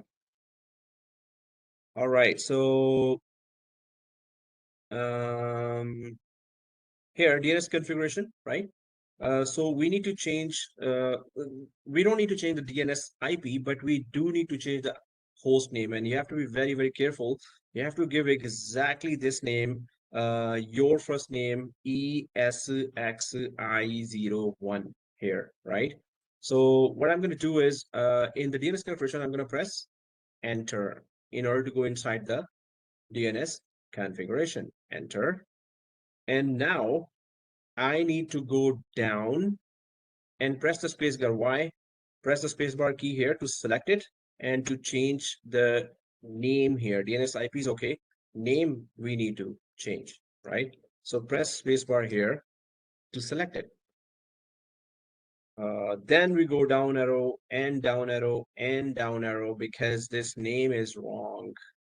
It just says localhost, but we need it to be your first name, ESXI01, right? It asks, be very careful about the spellings. Your first name, ESXI01, right?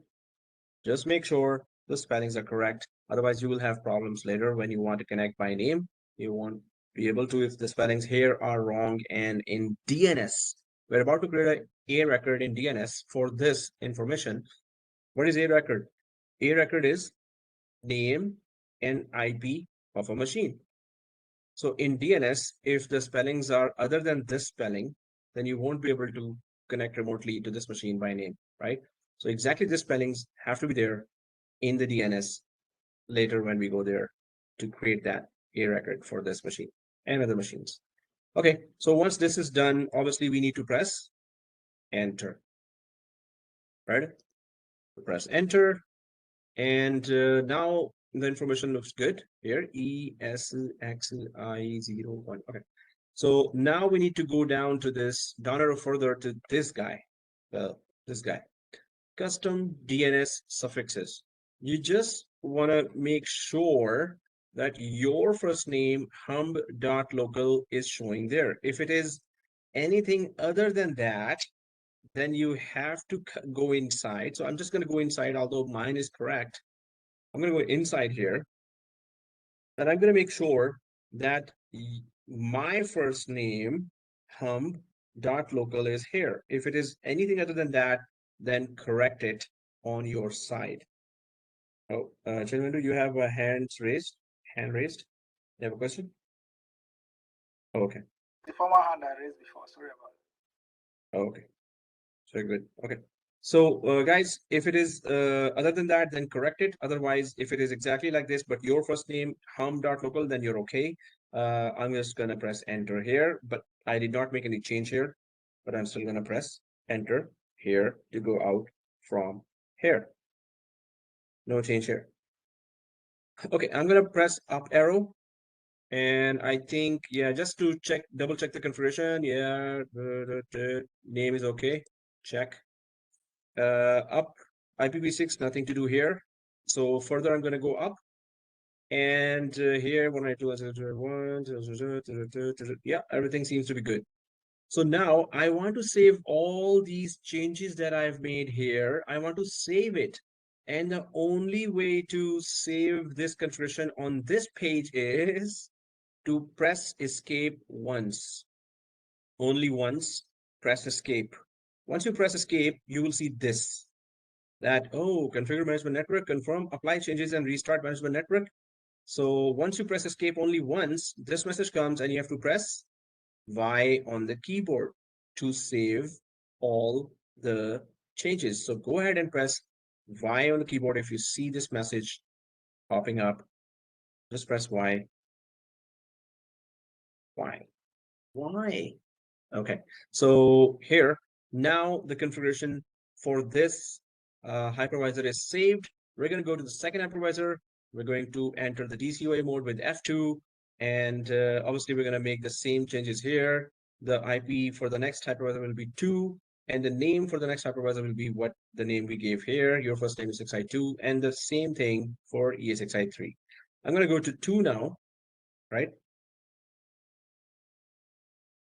And yeah, I don't want it to be coming from DHCP, although if you, in a production environment, suppose you do see that name coming from DHCP, it's, and in the DHCP, you can also reserve it. So some administrators do that too. Otherwise, yeah, it's okay. All right. So I'm going to press F2 here as well and put the username password or just the password and enter. So function F2, down arrow key, small ABC, capital ABC, shift 1, 2, 3, without shift 1, 2, 3, right? And press enter. Then we are inside the DCUI, direct console user interface, right? Now we know what to do.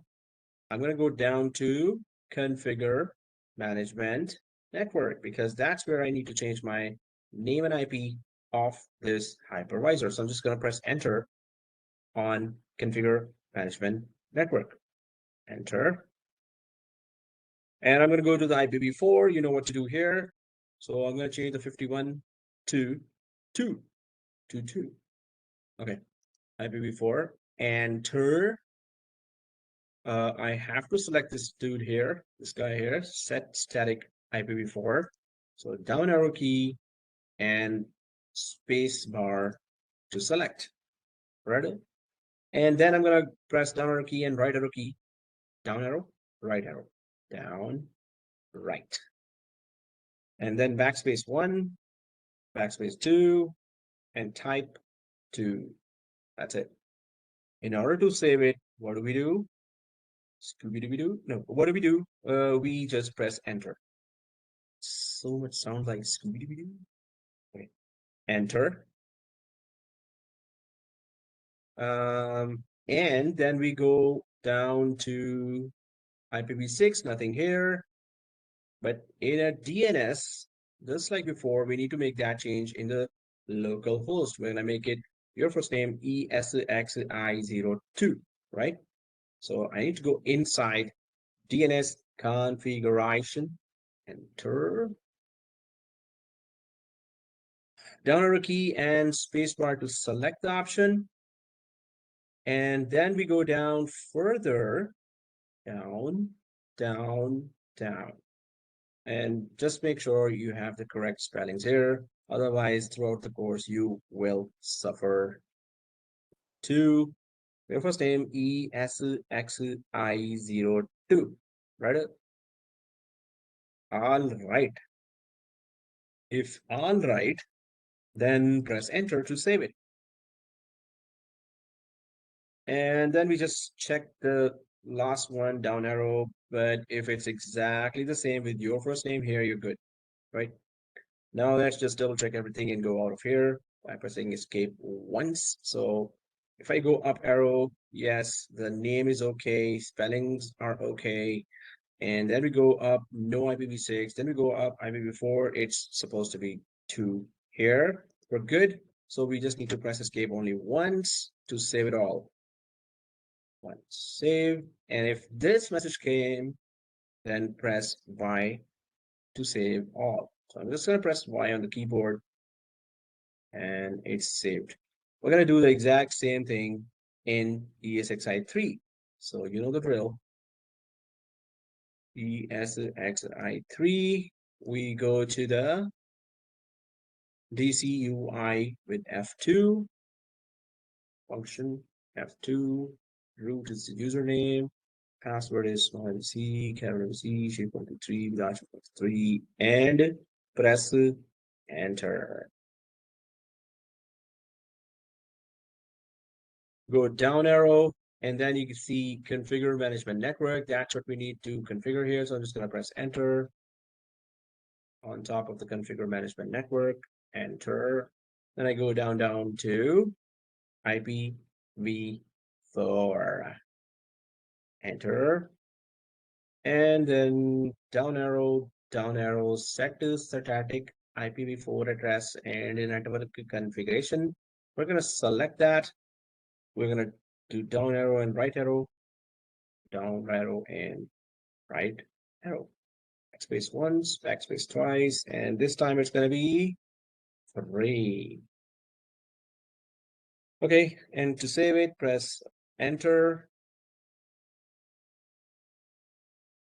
Then down arrow, no IPv6, down arrow further. Let's go inside DNS configuration to change the host name to your first name ESXI03. Enter. Down arrow, select with spacebar. Down arrow, down arrow, down arrow. You know, in the class, one student was saying to another in way before. So in class, so one student was telling other, "Hey, press the down key." So the other student was saying, "What?" So he said, "Press the down key." So the other student thought, "Hey, why are you calling me donkey?" So no, then the other student said, "It's down key." So it's down arrow, right? So that was somewhat funny. We all laughed for hours. Okay, so anyway, so we're going to go for your first name, ESXI03. This I can't emphasize it more or enough that please make the spellings here correct and have the exact same spellings here in the A record in DNS, which we are about to create now, right? So I'm just going to press enter to save it all, save it. Go down, just check you're on the right side. You got this correct. If it's correct, then up arrow just to double check everything okay. MIRESXI03. Okay. And the up, nothing in V6, V4, all good. Save it all by pressing escape and press Y.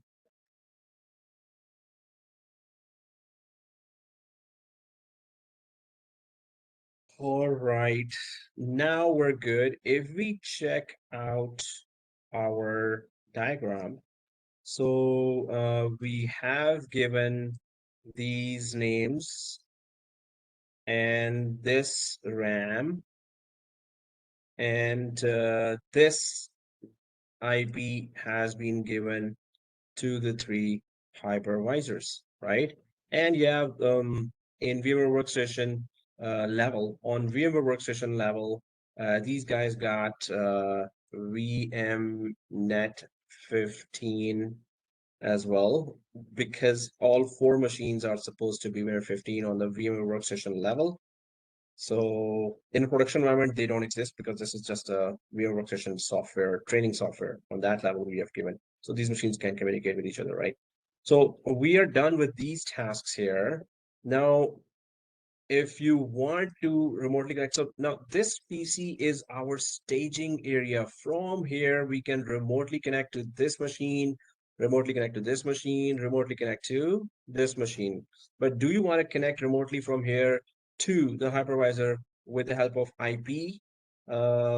Technically, yes, you can do that, but best practice, no, we don't want to do that because we need to access these machines remotely by name of the machines, right? In order to do that, you have to go inside the DNS and create a records for these machines. So create, oh man, idea. Well, you guys are not going to really benefit from it, I guess, but it's moi who's going to benefit because this laptop I got, it's touchscreen. So create, serious? I'm just typing on this. Oh, okay. Now I'm writing this with my finger on the laptop. Ah, so much better. But I had a touch pen here that actually didn't work, but this was that was for something. All right. Anyway. So, a lot of thinking. Okay. Whatever. So create DNS. So we're going to be creating DNS A records here. Now this one I'm creating for mouse. A record. So A record, once it is there for all three hypervisors, then we can remotely connect to these hypervisors by name. And that's the best practice, right? So let's create A records for all three. And this you have to be very, very, very careful, right? So exactly this name, what you gave here in the hypervisor, you have to give here in the A record in DNS, right? Let's go there and do it. So I'm going to go inside Win01 here.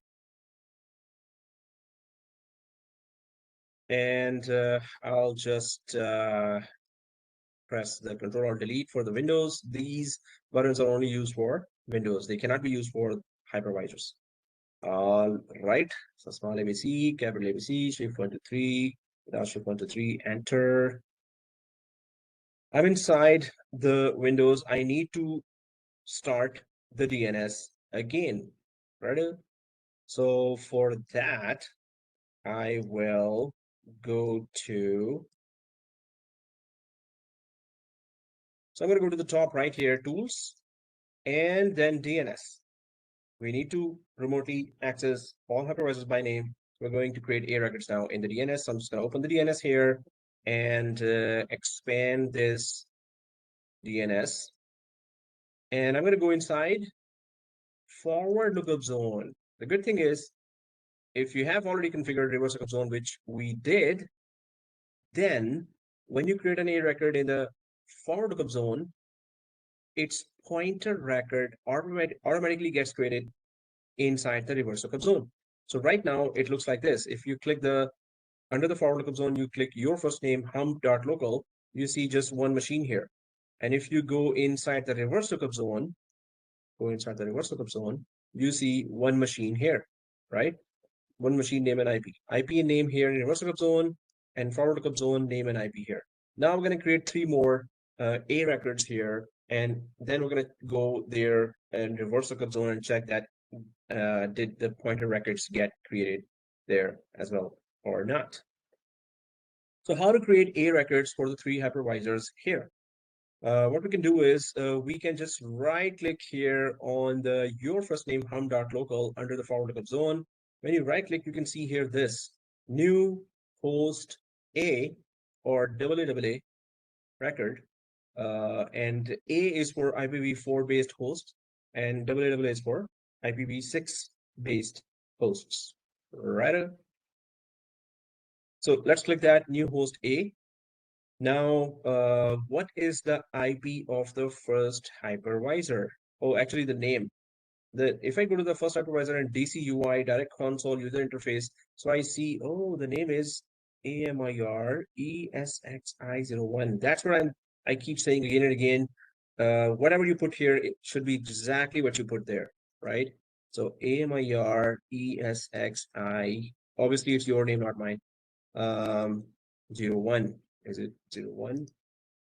AMIRESXi01. Okay. AMIRESXi01. We're good now. And I need to put the IP, the correct IP. What is the correct IP here? It's 192.168.1.1. Okay. So it's 192.168.200.1. So keep this checked, create associated pointer record or PTR record. So it's okay. The first record, the A record for the first machine, first hypervisor will be created now. So I'm going to click add host. It says the host record is created. It shows here. Okay. Now this window is still there for us to create a second A record for the second hypervisor. So you know the drill now. So what is the name? I'm going to check the name here. AMIRESXi02. Okay. So AMIRESXi02. It's not case sensitive. I just put it like that. So, and the IP. Oh, what's the IP? It's 192.168.2.2. Okay. 192.168.200.2. All right. So create associated pointer record, which is good. I'm just gonna click add host, and the second host got created. I'm gonna go for the third one. Name, I'm gonna check here in DCUI. Oh, not out here. I'm gonna click and press escape and it should be out. Yep. Control Alt to take the mouse out. AMIRESXI03. Okay. And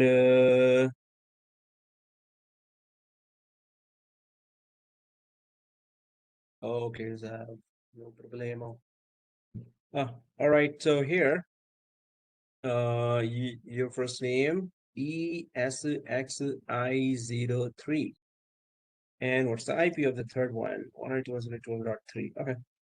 So 192.168.200.3.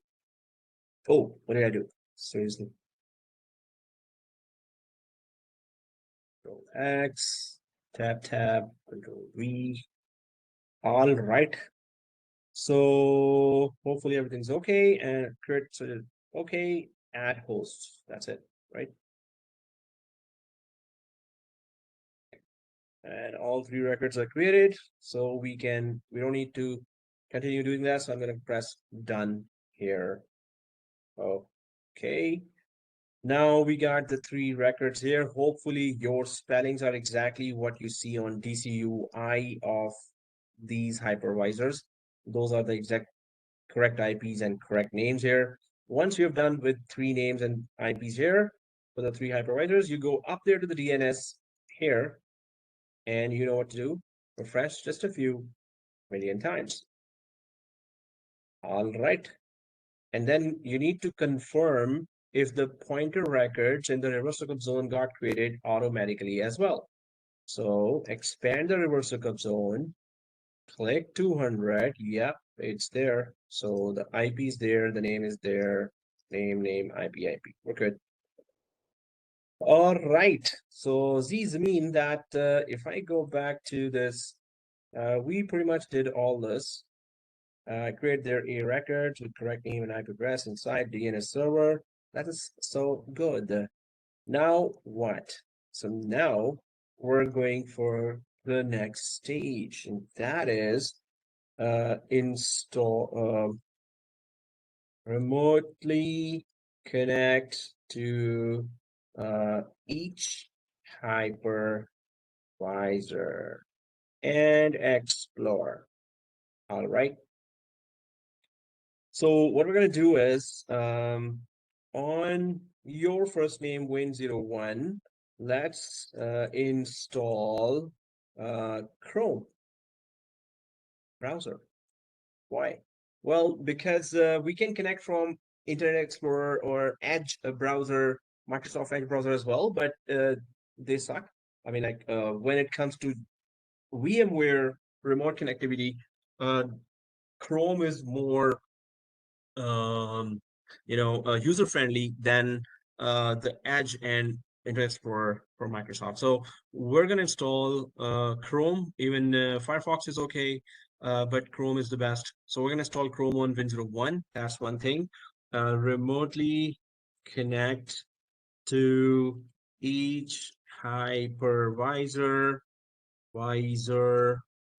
from Chrome one by one, and let's explore the features of a hypervisor, but ultimately let's create a virtual machine, put a Windows OS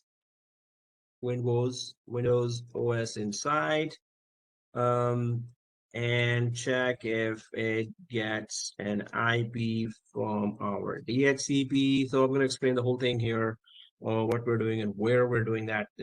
We're going to be installing that virtual machine inside a hypervisor inside. So for that, we're going to temporarily change the RAM at that time. So first thing is first, let's install our choice of browser that is most user friendly with a VMware environment. So what we need to do is we're going to go to Win01. We're already on Win01. We don't need DNS, so I'm just going to close the DNS now. Close. And then we need internet connection. Do we have it? Oh, we don't. Because if you see on the bottom right here beside the clock within the virtual machine here, that I see yellow triangle, which means there's no internet access. If you hover over there, it says that too.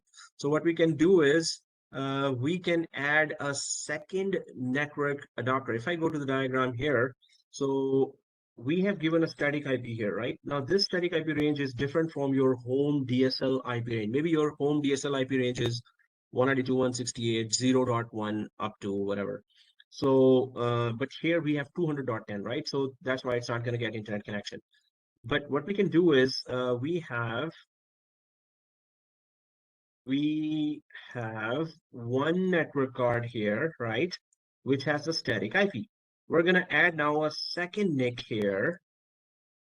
So this NIC here, NIC 1 or Ethernet 0 has static IP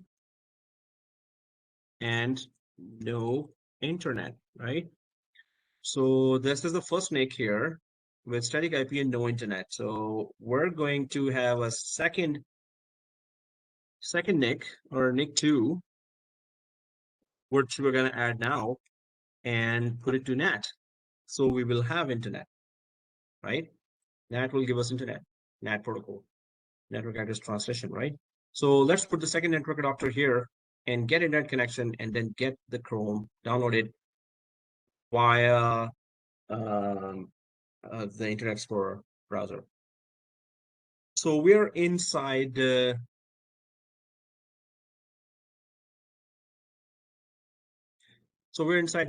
and first of all, we need to put the second network adapter, right? So I'm going to go to your first name Win01. I'm going to right click here because I need to add second network adapter. So I'm just going to go settings, and there's only one network adapter. VMware 15 we know does not provide us internet connection. So I'm just going to leave that as is. I'm going to go for add button here because I need to add a second network adapter that should be connected to NAT protocol. I'm going to click add here, and I see that the fourth one is network adapter. And then I see finito. Automatically, it gives NAT. Whenever you add a network card, the first choice by default is NAT. So that's what we want here. Whenever we don't need internet connection, we will come here and just remove this second network adapter. We will then still have the internal network. Yep. Just hold on, please. The last step you took. Last step you took. Yeah. So are you on this machine? Yes, I'm on the machine, yes. And right click. Settings. Yes, yeah. And then click add. And then click. Sorry, yeah. Click NAT, right? No, add. Oh, add. Yeah. And then this. Okay. And then this. Now we get this. When I say this, you have to see the screen, right? My screen. Ha. So then that will be good. So that now if you got this, then click here. And we're good. Now we are expecting internet here. So then we're going to open our internet browser, Internet Explorer browser here, and we're going to download Chrome. Before that, guys, before that, while the internet is still coming or may have already come here, So everyone go to this local server. Everyone go to this local server. Once you click the local server, then you have to click this thing. You have to click this, i.e. enhanced security configuration, right? You have to click here. So once we click here, now you have to turn it off. So what is this? This is just extra security configuration for Internet Explorer, and it just asks unnecessary security questions. Well, unnecessary for the training environment. In production environments, they're okay. Here, they're not okay. So we're just going to turn off Internet Explorer enhanced security, right? So off, and then press here. And it should be off, written here. So we're gonna click this.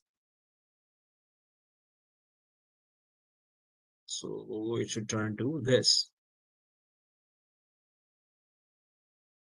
All right, now we can actually go to, I think there's internet connection now, yeah. If you hover over the mouse here, that it says internet access. So let's go to this, the browser. No, so mine is still on. It's yellow. Yeah, it's still on. It didn't go off. Same. Oh, it's still on after refresh, because it takes time. If it is still on, then click it again and make sure it is off here, both. Okay. So it is off now. It does take time when you refresh. Yep. Do we need to do anything after clicking on that off for both of them? Is there anything else we need to do after that, or that's it? I missed Yeah, this till thing. now that's it. Till Okay. now that's it, and I'm gonna be telling now further what to do. Okay. Thank you. Cool. All right. If everyone sees here off, we're good. We're off to a good start. So let's go to this Internet Explorer now, and let's download Chrome. Okay, so I'm just gonna click that. Internet Explorer. You know, so messages pop up. Just keep canceling those messages, like this one. Close. It opens another tab here or something. Oh, okay, it doesn't.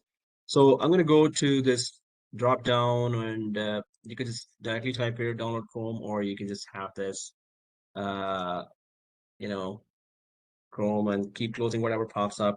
So I just need to download Chrome. So how do I do this? So I right here in the search, or here in the tab, wherever you want to download Chrome. Right? For Windows 10, Windows 20, just download Chrome is okay, and press enter. Okay, so all right. So there's download Chrome, and there's a download now button here. So click that download now button. Download now.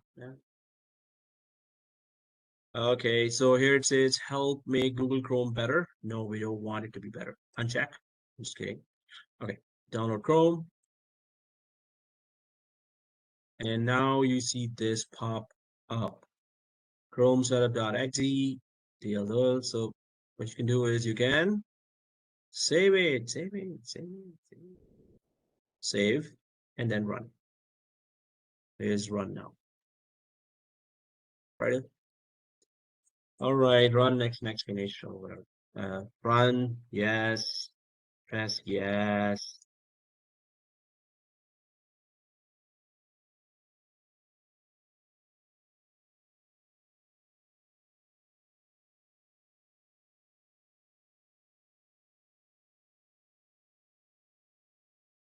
So once it installs successfully, then we have to, there you go.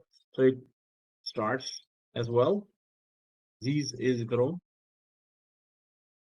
So first thing we do not need, we will never now use Internet Explorer. So I'm just going to close the Internet Explorer.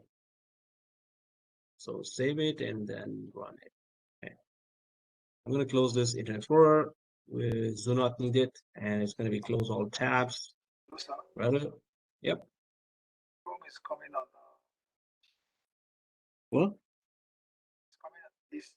The language is on French. Yeah. Oh, so you have to learn French now. So Chinmay, do you see on the right side down here FR written or EN? So change it to EN. Either FR written here. So click it and select EN or English. I'm on Internet Explorer, so it's still showing French. Oh, so the Explorer is French? Explorer, yes. Okay, let's see your screen.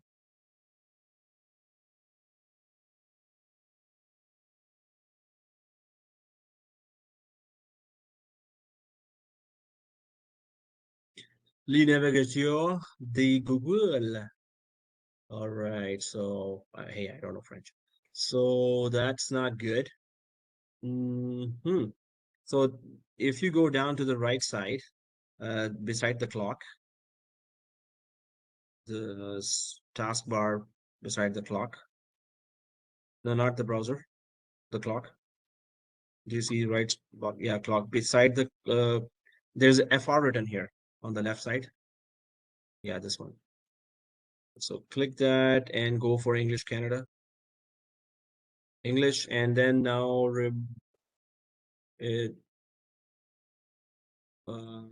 now close the browser and open the browser again, so it could be English.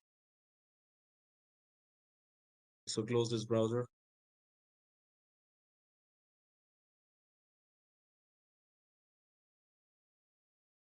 No, close the whole browser. Go to the right side and there's a cross button here. Right, yeah, this one. Close all tabs and now open the browser again and press type in search. Yeah. Oh, it still cites Le Blue Consulate. Consulate. I say it correct. Okay. So yeah, it's still French. Let's try to. Oh, CS completely francais. Wow, Xavier, if you can help. Anyway, here's site sleep. So let's go into the search and go to language of the Windows. Let's go to the search of Windows. Oh, language preferences here. Yeah. Where you were just clicking now, ENG. Yeah. And language preferences, the right above this. Yeah. Select this. And yeah, you can see down here, can we delete French somehow? Yeah, delete the French. Now, so click on the French. And remove option is not there. Woohoo! Okay. So that's options, traditional. Whoa, not, did you close it? Okay. Again, language preferences, yeah. And Windows display language, date and time, spelling, keyboard settings. Keyboard settings, go down the third one. Yeah, bottom. Way bottom, way down. Third one. Yeah, this one. And if you go further down, do you see French anywhere? Keyboards, advanced keyboard settings. Okay, go to that. Bottom. Yeah, top. Yeah. And use language list. So select that. What is this? English. Other than that, let me into it. Okay, if you go further down, can we delete French somewhere? Language bar options. Okay, language bar options. This one, blue. Yeah. And go up to the advanced key settings. It doesn't show anywhere. Oh, there you go. So select French. And it doesn't say anywhere It's just change key sequence. Okay. So I think English should be there now or wherever. So just close the browsers, press OK, OK.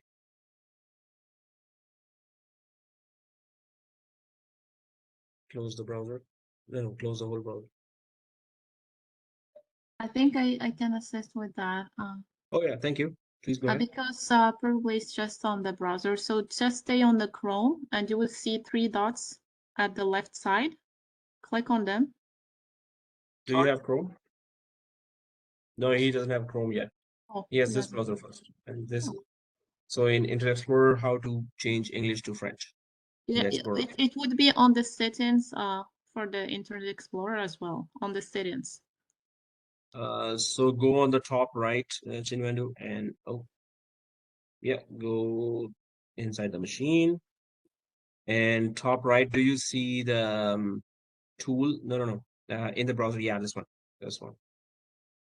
And where to go here? I think the settings, internet options, yeah.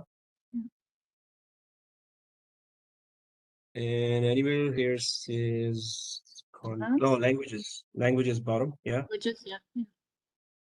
And set language preferences. It is English. Here it could be better to change the server settings, because the server settings maybe have a French language. So go to the control panel. Control panel? Control panel of the server. Yeah. Search control panel. Close. And go in the search and type control panel. Control panel. I'll stop. Resuming the recording now.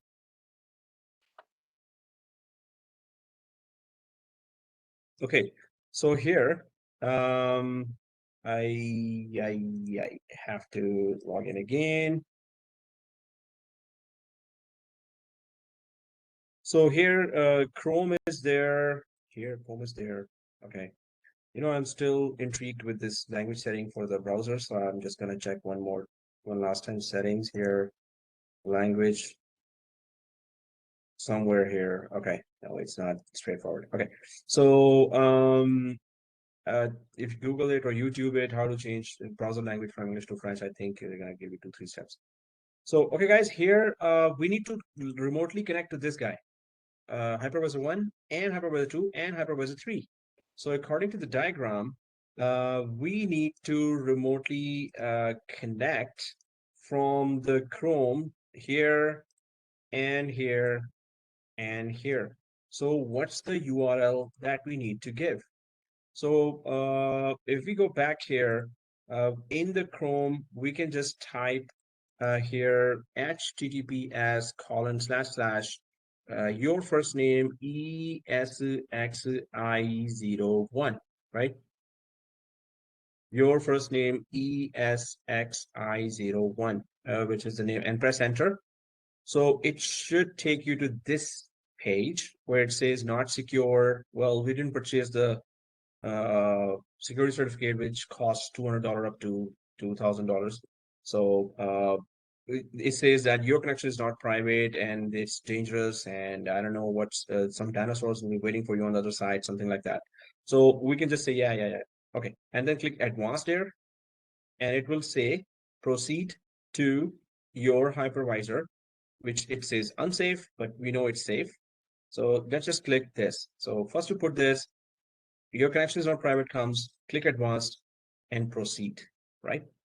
So that is how you need to do it. Oh man, I have to put the chat right side again. See if anyone's saying something. And participants. Okay, so I'm going to proceed here. And once you proceed, so this screen comes that will remotely take you inside the hypervisor. And what's the username here? Here. True. So I'm not able to go in Google. Like Google is not showing that option that it was showing you. So should I? Me too. About? Like Okay. Yeah. Do you want me to share the screen? So did you put the exact name here? Yes, yes. Yeah, share screen, share screen. You should put HTTPS, I guess. Yeah, I put HTTPS there, and then it changes it to HTTP because we don't have a certificate there, self-signed certificate. So, oh, no, you have to put HTTPS on the top. No, HTTPS. Start with that. HTTPS // your first name. Yeah, yeah. Yeah. Press enter. There you go. Oh, Advanced and that. Okay. Oh, back and mute.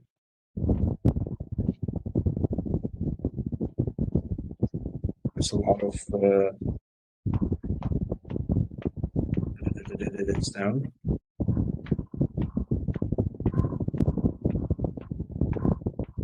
Yes, Pradeep, we can connect with the IP address, but that's not recommended at all.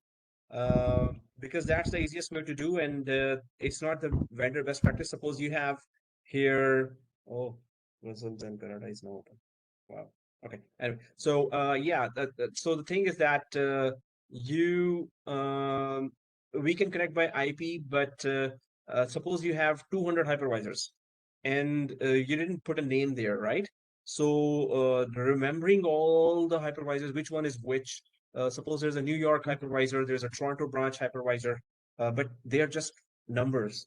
So instead, we prefer to go by name. So you have to make sure that we're following the vendor best practices. Otherwise, yes, it is easy to go through IP based, but without vendor best practice learning here and practicing here, obviously, we won't be able to do it in production environments, and we won't be able to say it in the interview as well, right?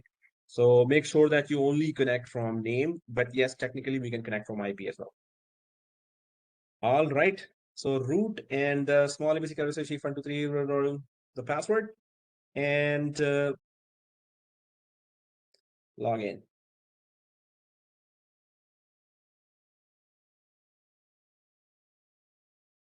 So we don't want to improve the software, so I'm just going to uncheck that. Oh, okay. And now we're inside the hypervisor. That's how it looks like. And so this is the inside of the hypervisor. We need to explore that as and well. Sir, username will be first name dot first name ESXI1. Yeah, so you put see this guys, in fact you need to we need to log into ESXi2 and 3 the same way. So go ahead and open two more tabs here.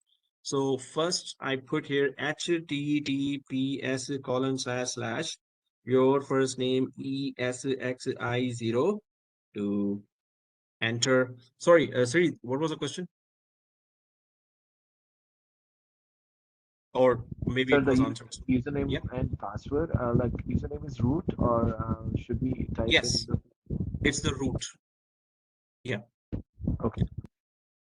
Root and the password, whatever you gave. So ESXi2 advanced and proceed to, so it's the same as the ESXi1. Then you put the root as the username and the password is whatever you gave the password, small ABC. I'm just putting that class password, small ABC, capital ABC, shift123 without shift123, right? And not joining the customer improvement program. Then I open the third tab in the Chrome browser, and I'm gonna do the same thing again. https:// your first name ESXi03, right? Enter and advanced, proceed. Then we know the drill now. Root is the username. And the password is the class password. And then join the Vmware customer improvement program. So we don't need that. All right.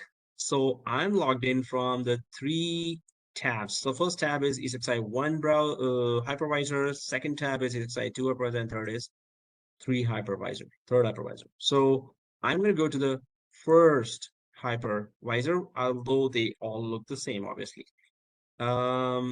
So once you've logged in successfully, the 3 hypervisors, this shows that yes, the connection to all the 3 hypervisors is successful. This means the hypervisors were configured correctly. Now, on the first hypervisor, what we can do is explore the features here. Like first of all, we go to the manage here, and in the manage, you see here the system. Okay, I don't need this left side here, so I'm just gonna click this cross here to make the screen bigger. But if I want the left side again, this is the option. It's back again, and I'm gonna close that again. Okay, so manage, monitor, virtual machine section, storage section, and networking section. So there is that manage section. So first of all, if you're on the manage section, again, go ahead and click the host here. Go ahead and click the host here, right? And this will be our second screenshot. Screenshot 2, logged in remotely to the hypervisor. Logged in, screenshot 2, logged in remotely to hypervisor. So I'm going to take a sample screenshot here and put it here. Screenshot 2, logged in remotely to hypervisor. Wow, that's a long one. Logged in remotely to hypervisor, and the screenshot. So I'll just put it like these. All right. So I'll take a screenshot of the screenshot. And it's a sample screenshot with my name. Obviously, your screenshot will be with your name. I'm going to temporarily pause the video. Resume. All right, guys. So screenshot is up there in the WhatsApp as well. And the sample screenshots, you will see that in the Blackboard as well as on WhatsApp. So when you're following throughout the week, those who are following will be able to see that. Okay, so I'm going to go back here and what we are doing now. So we are trying to know what are the sections of, suppose we have 3 hypervisors, right?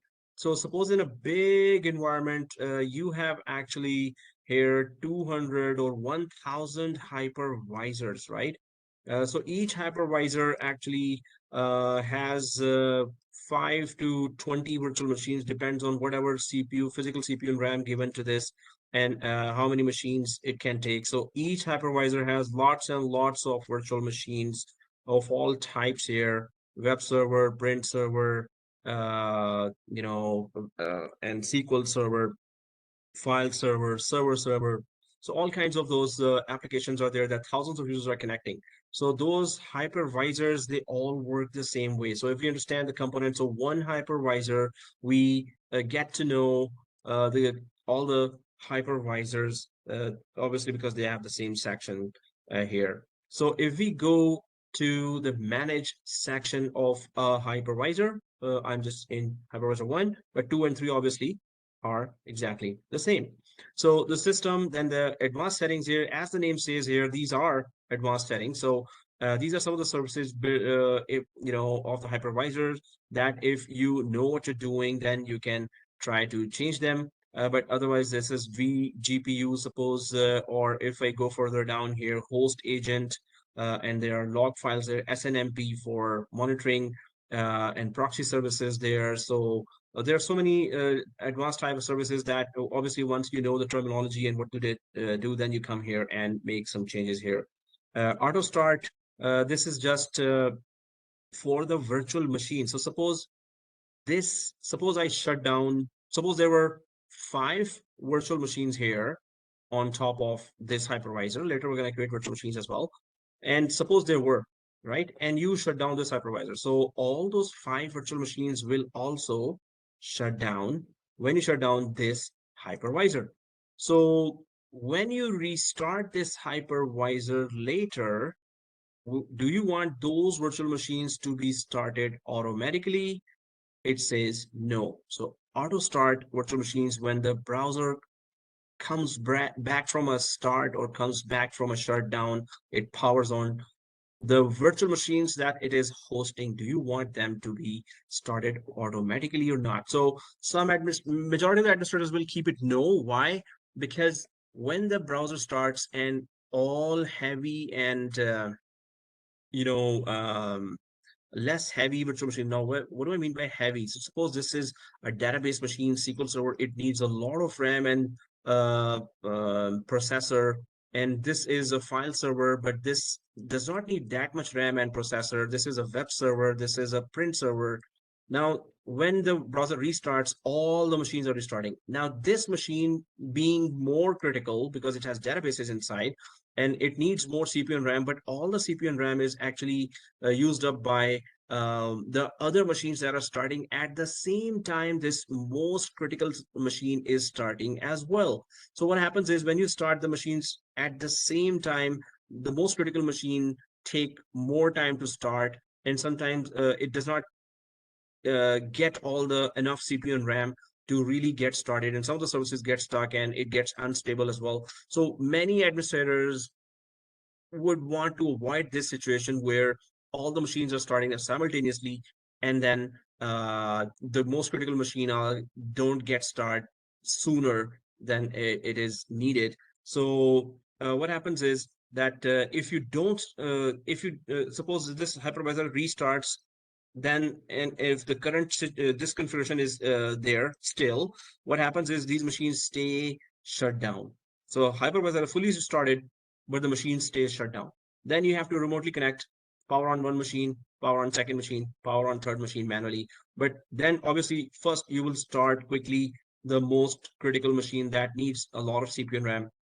If you started just this critical machine, obviously it's going to start very fast because all the CPU and RAM will be available for this machine. While then the lesser critical or non-critical machines will start at the last, although you can make all this automatic as well with the help of some features there.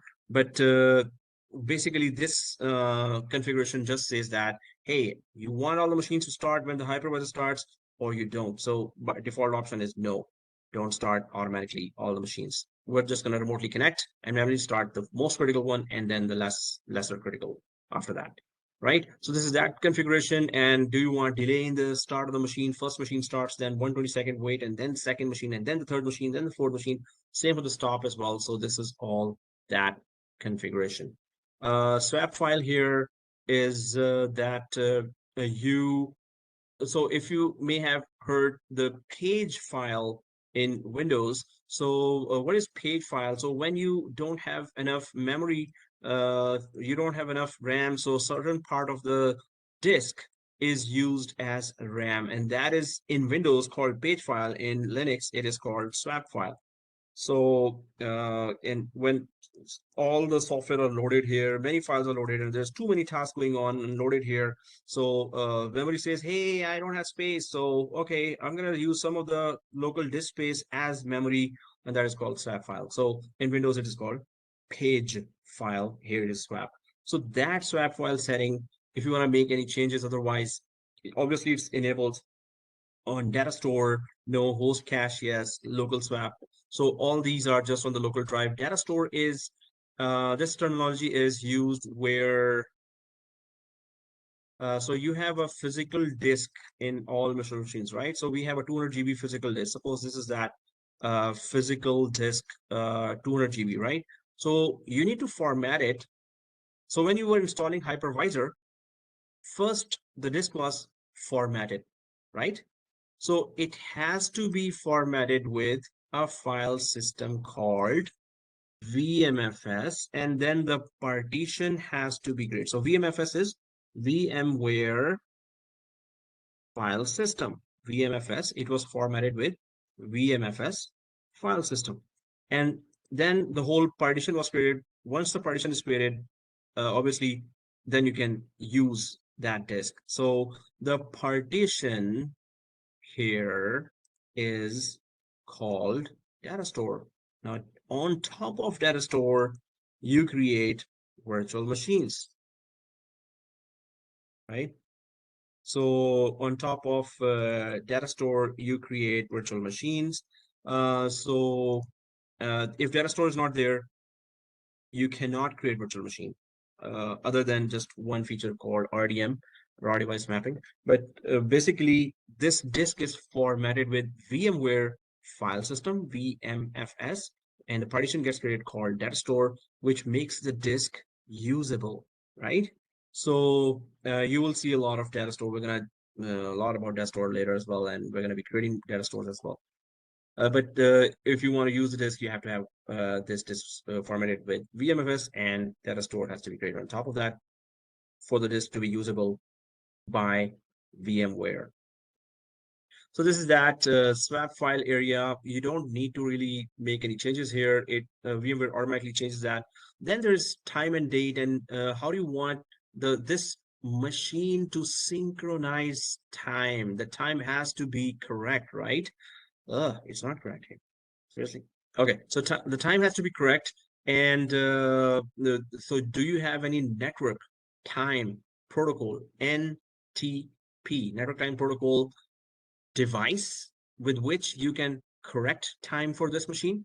So if you have that kind of, maybe there's a router that has a correct time, and that router is actually synchronizing its time with some online over the internet devices, NTP devices, right? So that's how machines or data center machines correct their time by connecting to some online devices as well, or to the telecoms that they're connected directly to, or ISPs that they're connected directly to. So anyway, the time has to be correct. If you don't have any device to sync that, you have to make sure that the time is correct on your device. Hey, what's the time on my device here? 16.6.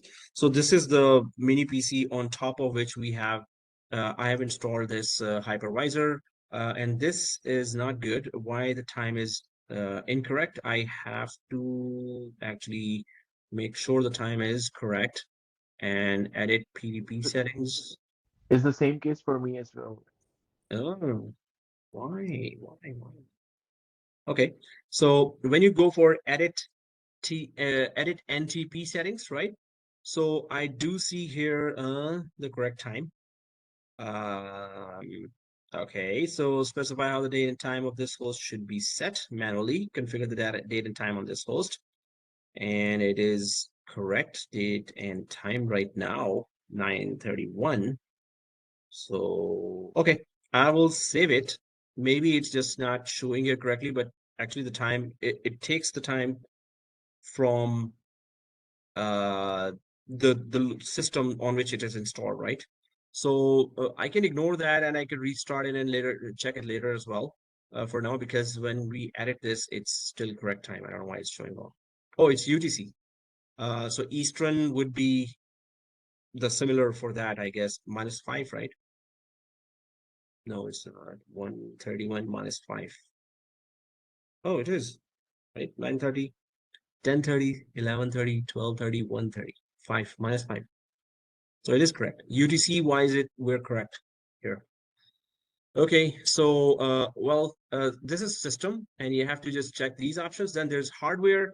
Hardware tries to detect the underlying hardware. Obviously, our hypervisor does not have our hypervisor is inside VMware workstation, right?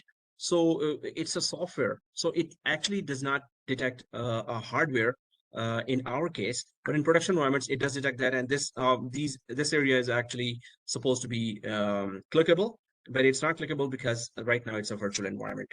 But it just detects the motherboard of the board. If there was a motherboard there, it would have detected that. Some drivers are already installed here, PCI Express ports on the motherboard, so it would have detected whatever is populated, SVG adapter, the display adapter as well. But since it's a virtual environment, it does not detect that.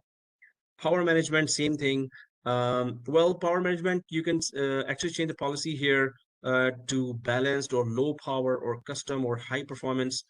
Suppose it's a laptop, and so you need to have balanced when your laptop is not connected.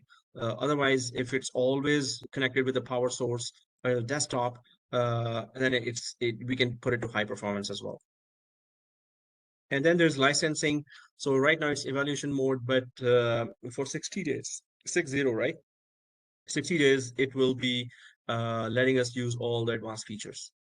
Packages, and that is where if you want to deploy some drivers for a fiber channel over Ethernet driver, if you have fiber channel or fiber optics cable and fiber optic network card, HBA network cards connected there, then NVMe disks or storage, you want a driver for that. So all those services are here. You can add more as well if you have latest hardware. Then there are services here, and these are, remember this DCUI I was telling you? So it's running right now. So if it's not running, if it was not running, then you would not be able to log into the DCUI. What is DCUI? This is DCUI, Direct Console User Interface, which we just configured now.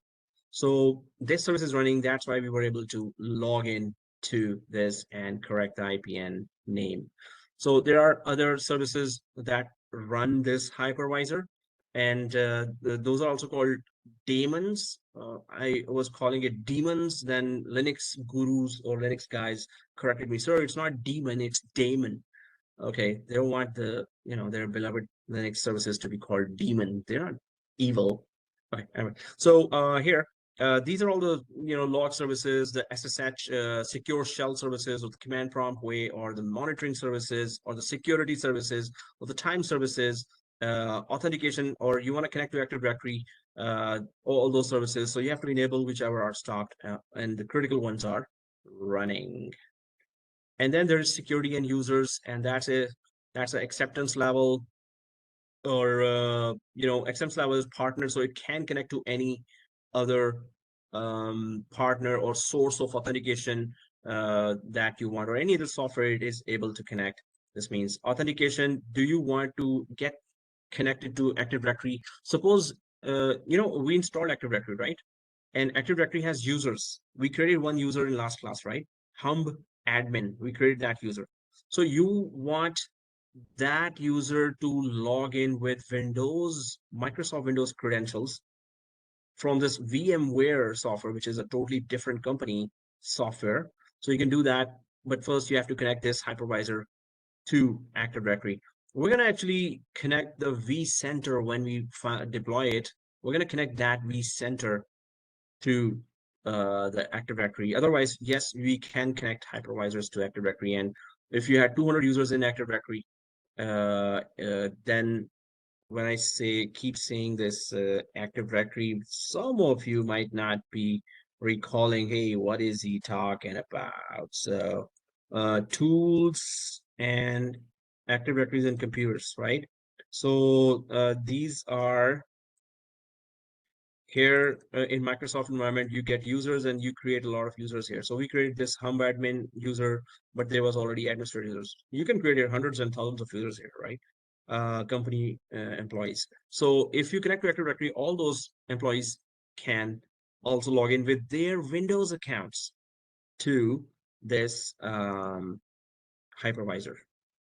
All right. So, but we're not going to connect this one. We're going to connect the big application.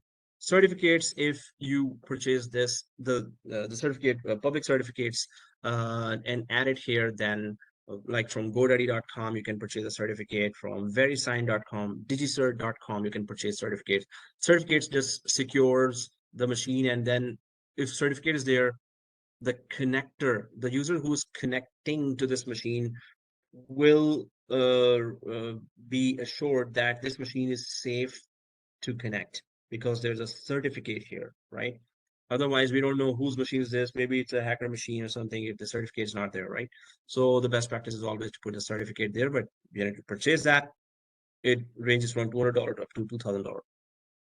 Users, you can create, you see that we were logging in from this root user, right? But you can create more users and you can give them more roles. So the user, root user that we were connecting to was actually an administrator, right?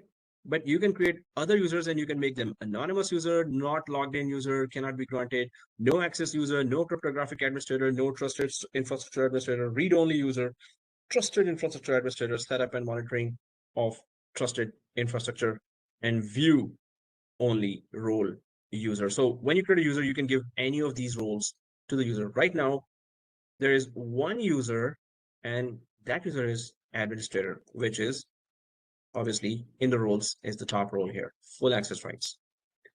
Lockdown mode. So I was supposed to talk about this when we are installing the vCenter big application. So, but overall, what happens is that you are connecting to this hypervisor from the browser. So this is a browser, tab 1 of the browser. We are connected through this link to this hypervisor, right? We're connecting to this guy right now. We're inside this hypervisor right now, remotely, right? So what if you enable the lockdown mode, what happens is it says that, hey, you can no longer connect from a browser to this hypervisor. You can only connect from the DC UI to this hypervisor, but not from a browser. So that's the lockdown mode, right? That's why I was saying that when vCenter or the central application gets installed, so the vCenter has the permission to remotely connect to this hypervisor, or you can connect directly from DC UI to this hypervisor when the lockdown mode is on, right? If the lockdown mode is on, only from vCenter or DC UI, but not from the browser. Because suppose you have 10,000 Windows 10 machines, and anyone, and if you have enabled this, that anyone from any machine in the LAN or in the local network can connect through a browser if enough information is there, can connect from any browser in any machine to this hypervisor. So this is a security risk. So that's why when the vCenter gets installed, we're going to be enabling lockdown mode at that time. So only through vCenter or directly to the DC UI you can connect, but not through the browser you can connect, because that's a security risk. Okay, so that's the manage part of that. Then there is monitor part, and this is just monitoring of CPU, memory, network disk. These are the 4 things you're going to see in the cloud as well. CPU and memory is compute, and network and storage, those are the other one. But compute and network, these are the 4 essential components of a machine in IT. So you want to see the performance of memory, you want to see the performance of network, live performance, that is, or disk right now, what happens. And you can go for colors as well, different colors for different types of how many MBs are done, or how many MBs read and write is going on. Then there is hardware here, system sensors. Again, if it was directly, this hypervisor was directly installed on top of our Dell server or HP server, physical server, right? So it would have had those sensor information about processor. Is it heated? Is it really doing a lot of tasks? Is it slow right now? So it could have done all that. But it's in a virtual environment, so it's not gonna have sensors giving any report about the hardware, underlying hardware, motherboard, RAM, processor, disk, right? And the storage has the same thing. It cannot detect that because we're in a virtual environment right now. So events, whatever events happened, I logged in, did I change anything? So all those events come here. And tasks, so refresh services, there are some automatic tasks there. Update date and time, I try to do that. Install date, so whatever I try to do, those tasks are in, you will find this. Logs, so whatever happened, the log files are here. The vCenter agent log is VPXA. So we haven't deployed vCenter, but the log file is ready to be used once vCenter is deployed and connected to the hypervisor. And all of the log files for all kinds of occasions with the explanation are here. Notifications, and if there is an automated notification, hey, the machine is about to go down, or hey, the machine CPU is not CPU is reaching 100% or whatever notification is there, alerts and notifications. So it's going to come here, right? Okay, guys. So now there is virtual machines, storage, and networking. These are very crucial areas, obviously. And we're going to be actually creating a virtual machine with an operating system inside. It's going to be a bit tricky. So we're going to do that next class.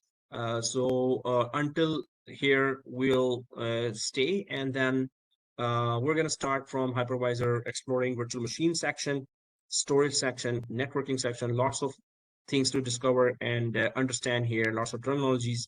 And then we're going to create a virtual machine here just on the hypervisor. Then later, we're going to install the vCenter. That's a 1 hour installation, I guess, or 45 minutes.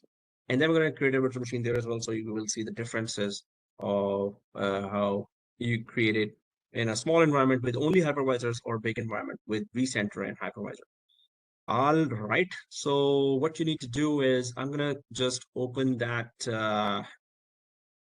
So you got 2 screenshots. Just put in the MS Word file, name the file as your full name and college ID, and upload it to week 4, which I didn't create. So I'm going to create now. Sir, the snipping tool is not working for me. I tried to restart it, but I'm not sure. That's weird. I'm not sure why it's not working. But can I use my phone to take a screenshot and add it to Yeah, the... sure. No problem. But do label the screenshot when you've taken the picture, right? When you shift it to the machine, then just label it what it's in WhatsApp as well, right? So just label it screenshot 1, and this is the name. Cool. All right. Okay. I am late. 6:44. This.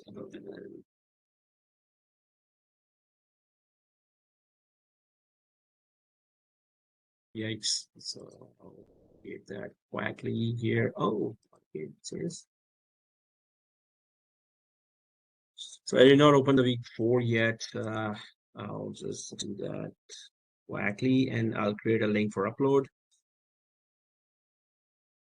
Oh, okay. So I'll stop the recording now.